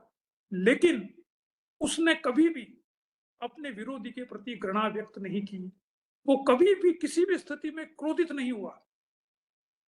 कई बार नेगोशिएशन में उस पे उसके ऊपर लाठीचार्ज भी हुई, उसको जेल में भेजा गया। वो कभी क्रोधित नहीं हुआ, कभी किसी के प्रति घृणा व्यक्त नहीं की। वो हमेशा मजाकिया तरीके से बातचीत करता था।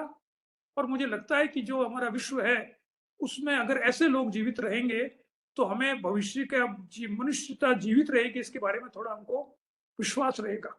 अगर ऐसे लोग दुनिया में नहीं होंगे तो मनुष्यता खत्म हो जाएगी। मैंने उनकी चप्पलों को गर्मियों में पहना, लेकिन मैं मानता हूं कि ऐसे महापुरुष के द्वारा बनाई गई चप्पलें पहनने का मैं योग्य नहीं था, और अब मैं ये चप्पलें वापस भेज रहा हूं, क्योंकि मुझे पता है कि मेरे बाद में मेरे बच्चों को इसका महत्व पता नहीं होगा कि चप्पलें किसने बनाई है, इसलिए वो इसको इधर उधर फेंक देंगे। मैं वापस आप ही को भेज रहा हूँ कि साहब ये आप अपने पास रखो, क्योंकि हमारे पास ये इसको रखने का हमारे सामर्थ्य नहीं है। This is the tribute paid by the greatest enemy of Mahatma Gandhi. ऐसा आदमी को हम क्या कहें उसके बारे में। इसलिए अंत में मैं सिर्फ ये, बहुत लंबा हो गया, इतना ही कहना चाहूंगा कि हमने आज का युवा गांधी के प्रति आकर्षित होना चाहिए, क्योंकि अगर नहीं हुआ तो वो समाज को बदलने में हिंसा का सहारा लेगा और समाज को गलत दिशा में ले जाएगा। इसलिए हमारा कर्तव्य है कि हम उसको गांधी की तरफ ले जाएं, गांधी की शिक्षा बताएं कि अहिंसा से कैसे बदलाव हो सकता है, और इसके लिए हमें उसके राजनीतिक पक्ष को उभारना जरूरी है। और ये जो पक्ष है, ये तो आप कीजिए, खादी पहनिए, वो सब कीजिए, अच्छी बात है, लेकिन गांधी ने इन सब का उपयोग राजनीति में किया। 3 बड़े आंदोलन किए, उसमें जितने भी खादी पहनने और करने वाले, जो कि जब आंदोलन नहीं हो रहा था सब अपना काम कर रहे हैं, और जब आंदोलन हुआ था उसने कहा सब लोग सब काम छोड़ के आ जाओ, तो सब काम छोड़ के 1920 में आ गए, सब काम छोड़ के 1930 में आ गए, सब काम छोड़ के 1942 में आ गए। तो गांधी इसलिए महान है कि उसने अहिंसा के तरीके से सफलतापूर्वक समाज को बदलने का, अन्याय का विरोध करने का एक तरीका खोजा, उसको लागू किया। हमें उस तरीके को लोगों को समझाना चाहिए, हमें सत्याग्रह के शिविर लगाने चाहिए, न कि सर्वोदय के। धन्यवाद सर, बहुत बहुत आभार आपका। आपने अपने इस पूरे वक्तव्य में जिस विस्तार से गांधी की व्याख्या की है, मुझे लगता है बिल्कुल एक आई ओपनिंग लेक्चर था आपका।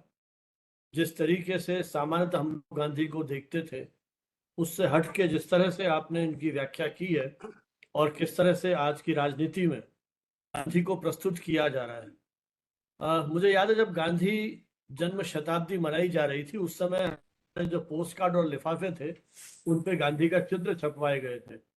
उस समय हिंदी की बड़ी अच्छी अच्छी पत्रिकाएं निकलती थी जिसमें क्षणिकाएं व्यंग्यात्मक होती थी, वो छपा करती थी। ऐसे ही मस्तिष्क में बैठी हुई थी वो। मुझे आपकी बात को सुनते सुनते याद आया, युवाओं ने पूछा, प्रशासन से पूछा गांधी कैसे थे, और प्रशासन ने पोस्ट कार्ड और लिफाफों पर गांधी का चित्र छपवाया और कहा गांधी ऐसे थे। मतलब किस तरह से हमने गांधी को व्याख्यायित किया है, तो ये शायद समय के कवियों में, लेखकों में भी कहीं ना कहीं झलकती थी। लेकिन अन्याय का जिस तरह से प्रतिरोध गांधी ने किया, उसको हमने भुला दिया। और लेकिन आज आपको सुन के गांधी, मजबूरी का नाम गांधी क्यों कहा जाता है, उस धारणा को भी समझ में आया। और मुझे याद है जब हमने एक सेमिनार किया था, उसमें कमल किशोर जी गोयनका, जो गांधी की पत्रकारिता में जिन्होंने काम किया, और पुरुषोत्तम अग्रवाल जी दिल्ली से आए थे, तो वहां उन्होंने एक बात कही थी, गांधी मजबूरी नहीं मजबूती का नाम है। तो शायद वो हम उस पीढ़ी को नहीं समझा पाए, लेकिन फिर भी आपने जिस तरह से इतने उदाहरण देकर के, मुझे लगता है कि आपने तो गांधी को पूरा जिया है। क्या सन और क्या घटना है, सब कुछ आपको जिस तरह से याद है, वो लगता है चलचित्र की तरह से आपकी आंखों के आगे से गुजर रहे हैं। वस्तुतः ऐसे ही जब स्कॉलर्स गांधी की व्याख्या करेंगे और युवा पीढ़ी सही तरीके से समझेगी, तो सही अर्थों में हम उन गांधीवादी आदर्शों को और विचारों को क्रियान्वित करने की दिशा में आगे बढ़ पाएंगे। उसके राष्ट्रीय से लेकर उनका जो अंतर्राष्ट्रीय परिदृश्य है, उसको आपने बहुत ही प्रखरता के साथ हमारे सामने स्पष्ट किया है।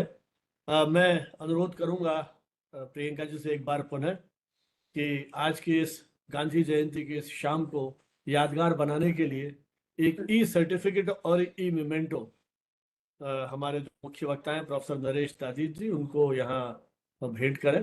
जी सर, बिल्कुल। Thank you so much sir. ये मेमेंटो है जो हम जी gratitude from our side. This is your mental share the e-certificate as well. E-certificate. Yes sir, sure. So this is your e-certificate. I guess it is visible on the screen. Sir, I'll be sharing you on your WhatsApp or either on your mail. हाँ, हो जानते हैं। अरे अच्छा, अरे इशी, चलिए इसके पे प्रश्नोत्तर हो, कोई सवाल हो, हालांकि समय काफी हो गया है, लेकिन फिर भी अपन चाहते हैं कि कोई सवाल किसी के मन में हो तो वो सवाल पूछ सकते हैं। कोई टिप्पणी, कोई व्याख्या, बहुत संक्षेप में। The candidates who have query can raise their query either by typing in the chat box or by unmuting themselves. I guess sir ने बहुत अच्छे से बहुत सारे लगता है पूरा स्पष्ट है। हो सकता है कुछ लोगों को रावण दहन, इसीलिए हमने उसका टाइम भी बदल के आज 6 बजे की बजाय जल्दी किया था। नहीं सही है। तो बहुत बहुत प्रणाम करता हूँ। अद्भुत व्याख्यान, और जैसा कि अभी माननीय प्रोफेसर संजीव भानावत सर कह रहे थे कि वो एक चलचित्र जैसा हमको दिख रहा था, जो गांधी जी का एक एक विवरण, और निश्चित रूप से ये मेमोरेबल है। बस सिर्फ मेरा अनुरोध ये है माननीय प्रोफेसर संजीव भानावत जी से कि सर अगर आप चाहें तो गांधी को लेकर राष्ट्रपिता महात्मा गांधी इतना बड़ा व्यक्तित्व है, इतना उनका कार्य है कि आप अगर चाहे। जी उनकी आवाज बंद हो गई है बालाजी की। जब तक वो वापस जुड़े, एक सूचना है अपने चैट बॉक्स में, हिमांशु जी ने लिखा है, दादी जी को शायद जानकारी हो या मुझे नहीं पता, ग्लोबल गांधी वेबसाइट आ गई है। अच्छा। गांधी का एआई चैटबॉट बन गया है, उससे बातचीत कर सकते हैं अपन। और ऐसा उन्होंने लिखा है कि गांधी को समझने के लिए तो जिस तकनीक की आप बात कर रहे थे, वो तकनीक शायद गांधी को भी एक तरह से कहीं अपने में समाहित कर रही है, और अब गांधी उस चैटबॉट के माध्यम से भी हमसे संवाद कर सकते हैं। वो कितनी अधिकृत है, कितनी सही है, वो तो उपयोग के बाद ही ऐसे ही मालूम बना रखी होगी किसी ने। हाँ अधिकृत तो क्या हो सकती है, वो गांधी है ही नहीं, अब क्या अधिकृत होगा। हाँ, नहीं मतलब उनके जो विचार है, जैसा आपने कहा कि 100 वॉल्यूम, मुझे तो 84 की जानकारी थी, वो पूरा गांधी वांग्मय जो प्रकाशन विभाग ने है। हाँ होगा खैर। और वो तो शायद अब उस पर आ गया है, आपकी सीडी में भी उन्होंने कर दिया है ना उसको कन्वर्ट। हाँ सीडी में भी आ गया, सीडी मिली नहीं मेरे को। जिसमें गांधी की आवाज भी उन्होंने कुछ उनका संग्रह किया है। हाँ वो तो कई चीज, अब तो कई चीजें। हाँ असली ये कैसे जी। देखते हो आप, ये है असली बात तो। बिल्कुल बिल्कुल नहीं, वो आपने जिस तरह व्याख्या की है, तो मुझे लगता है कि ये जो हमारे यहाँ जो देश भर से लोग जुड़े हुए हैं, मैं देख रहा हूँ, तो शायद उनके लिए भी एक प्रेरणा का आधार होगा, और वो भी अपने विद्यार्थियों को और अपने जो शैक्षणिक संस्थान है उनमें शायद इसको कोशिश करेंगे कि कहीं कुछ बदलाव हो। जी चलिए अपन समापन की ओर चलते हैं। मैं प्रियंका जी से सर अनुरोध बस करूंगा। संक्षेप में जो मैं कह रहा था वो हाँ डिस्कनेक्ट हो बालाजी, गया हाँ। था। तो राष्ट्रपिता महात्मा गांधी को लेकर सर पिछले कुछ वर्षों में बहुत सारे काम हुए हैं, लेकिन अभी भी सेवाग्राम और साबरमती आश्रम है। हम चाहेंगे कि माननीय प्रोफेसर संजीव भानावत जी और अगर प्रोफेसर नरेश जी चाहें और प्रोफेसर होदा सर चाहें तो हम अपने बच्चों को, अपने विश्वविद्यालय से बच्चों को वहाँ गांधी आश्रम ले जाएं जहाँ गांधी ने अपने जीवन को जिया है। साबरमती और वर्धा 2 केंद्र हैं। वैसे बिहार का भी जो आश्रम है विधिहर आश्रम, वहाँ भी कुछ अवशेष हैं, वहाँ काम हो रहे हैं। तो मुझे लगता है कि हम अपने युवाओं को उनसे रूबरू करा पाएंगे। और वहाँ भी अभी भी प्रार्थना सभा और वैसा ही दैन दिनी है जब गांधी जी होते थे, प्रार्थना से लेकर अभी शांति तक। तो मुझे लगता है इस दिशा में शायद हम लोग कुछ कर पाएंगे। तो बस यही कहना था सर। बहुत बहुत आभार, बहुत बहुत धन्यवाद और बहुत सुंदर व्याख्यान माननीय प्रोफेसर नरेश जी का। हम लोग आपको सर काशी हिंदू विश्वविद्यालय में आमंत्रित करेंगे। बस थोड़े दिन में हम लोग इस पे एक बड़ा कार्यक्रम करने वाले हैं। बहुत बहुत आभार सर। हाँ Priyanka ji. Yes, sir. So I would like to extend a heartfelt vote of thanks to Professor Naresh sir, former Vice Chancellor of Vardhaman Mahavir Open University, Kota, for gracing this occasion with his presence and sharing his insightful thoughts on Gandhi और युवा। Sir ने जिस तरीके से सारे expect cover किए, sir ने बताया कि किस तरीके से गांधी जी का जो पैशन था राइटिंग का, जो आजकल के जर्नलिज्म के लोगों में भी कम देखने को मिलता है, वो कहीं ना कहीं हमें बताता है कि राइटिंग को हम मैटर नहीं करता हम कहाँ पर है, बिहाइंड द बार्स भी उन्होंने किस तरीके से राइटिंग लिखी, न्यूज़पेपर को ब्रॉडकास्ट किया और बहुत सारे चैलेंजेस के साथ वो आगे बढ़ते गए। सर ने ये बताया किस तरीके से 1957 में जो उनकी राइटिंग्स थी उनको बहुत बार चैलेंजेस फेस करनी पड़े, लेकिन still he is on and उनकी जो चीजें हैं उन्हें हम आज भी पढ़ सकते हैं। सो सर ने ये बताया कि किस तरीके से अप्रोक्सीमेटली 1.5 करोड़ वर्ड्स उन्होंने लिखे हैं, that is a huge in numbers. So sir ने ये बताया किस तरीके से वो पीस को लेकर जो उनकी राइटिंग थी वो हर एक राइटिंग से ये बताना चाहते थे कि हमें अपने राइट के लिए स्टैंड करना है और हमें शांति और पीस के लिए काम करते रहना है। उन्होंने ये भी बताया कि उन्होंने काफी सारी चीजें हैं जिन पे वर्क किया, that is civil rights for women, against caste system. उन्होंने ये भी बताया कि जो हमारे अनटचेबल्स थे उनके लिए जो पहली आवाज थी आई गेस वो हमारी गांधी जी ने उठाई। सर ने ये भी बताया कि किस तरीके से SOI के थ्रू हमने चीजों को बॉयकॉट किया, हमने जो ब्रिटिशर्स की सर्विसेज थी उनकी जो फैसिलिटीज थी उनको बॉयकॉट किया और खुद के लिए स्टैंड लिया। सर ने ये भी डिस्क्राइब किया कि जिस तरीके से हमें ये हिडन फैक्ट बताया कि मजबूरी का नाम महात्मा गांधी, उसके पीछे का जो छुपा हुआ रहस्य था वो सर ने आज रिवील किया। तो आई गेस बहुत सारे लोग उस सिचुएशन को, इस लाइन को एक मजबूरी की तरह फ्रेम करते थे, अब वो आज के टाइम पर वो मजबूरी नहीं मजबूती है। सर ने भी उस चीज को डिफाइन किया। सर ने ये बताया किस तरीके से छोटी छोटी इंस्पिरेशनल स्टोरी हमारी गांधी जी की जो हमें बताती है कि हमें अपने राइट के लिए अगर आउट ऑफ द बॉक्स जाना पड़े, चाहे वो डांडी मार्च हो, सॉल्ट मार्च हो, चोरी चोरा कांड हो, तो हम उस तरीके से जाकर भी अपनी बातों को, अपनी चीजों को प्रेजेंट कर सकते हैं, because we are living in a democratic India. So sir ने जिस तरीके से सारी चीजों को ब्रीफ किया और एट द लास्ट सर ने इस चीज पे हाईलाइट किया कि we should treat everybody on same scale और हमें हर लोगों के साथ इक्वली बिहेव करना चाहिए। तो सर ने आई गेस गांधी जी से रिलेटेड सारे एक्सपेक्ट को एक ही बार में और इतने छोटे से टाइम स्पेन में हमें अच्छे से एक्सप्लेन किया। तो I am very grateful to you sir. Special thanks to Aman Huda sir, Director BVI CAM, and Sanjeev Banawat sir, the strongest pillar.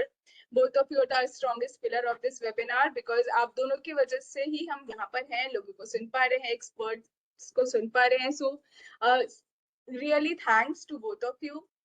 And of course, I would like to thank all the participants who join us for this special episode of Communication Today webinar series, where we are celebrating our 5th anniversary. So I'm really grateful to all the backend team, Pushpinder sir, Jayant sir, HOD ma'am, Ayushi ma'am. So really thanks to all of you, to the entire team who is working behind or who are get connected to us on this Zoom through this webinar. So thanks to each and every participants who have been gathered. Thank you so much. तो सब मेरी ओर से भी बहुत बहुत धन्यवाद communication today की ओर से भी कि भाई नरेश जी ने इतना समय दिया। चंडीगढ़ में आप अपने अभी परिवार के साथ ही हैं, पारिवारिक व्यस्तताओं में भी, लेकिन चूंकि गांधी उनका पैशन है इसलिए आपने इतना समय निकाला और इतना विस्तृत जानकारी हमको दी। बहुत बहुत धन्यवाद। और एक सूचना, अगला जो अपना वेबिनार है 180 वो 6 अक्टूबर को है और वो Indian knowledge system from Vedic age to modern times. Udaipur विश्वविद्यालय में संस्कृत विभाग के अध्यक्ष हैं प्रोफेसर नीरज शर्मा, राष्ट्रपति अवार्डी हैं अपने संस्कृत साहित्य में जो उनका योगदान है उसको लेकर के, वो अपने से संवाद करेंगे शाम को 6 बजे। लिंक अपना यही है जिस पर अपन रोज मिलते हैं अपने हर वेबिनार में। आप सभी से अनुरोध, अपना यूट्यूब हमारा जो चैनल है उसको ज्वाइन करें और जब भी समय मिले इन सारे व्याख्यानों को आप सुने और यूट्यूब कमेंट बॉक्स में अपनी टिप्पणियों से हमारा मार्गदर्शन, उत्साहवर्धन करें। बहुत बहुत धन्यवाद और एक बार फिर दशहरे की शुभकामनाएं। हो सकता है बहुत सारे मित्र उन रावण दहन में जाना चाहते हैं, लेकिन देश के अनेक हिस्सों में बारिश, जयपुर में भी बारिश ने दस्तक दे दी है, बहुत तेज बारिश शुरू हो गई है, तो पता नहीं इन सारे माहौल में कितना दशहरा आप मना पाएंगे। तो मैं तो यही कहूंगा कि बजाय उस रावण के मन में जो रावण जला हुआ है उससे कहीं उसका शमन करने की कोशिश करें, ताकि जो सांप्रदायिकता और ये सारे जहर बढ़ रहे हैं वो सब खत्म हो। चलिए बहुत बहुत धन्यवाद। जय हिंद, जय भारत।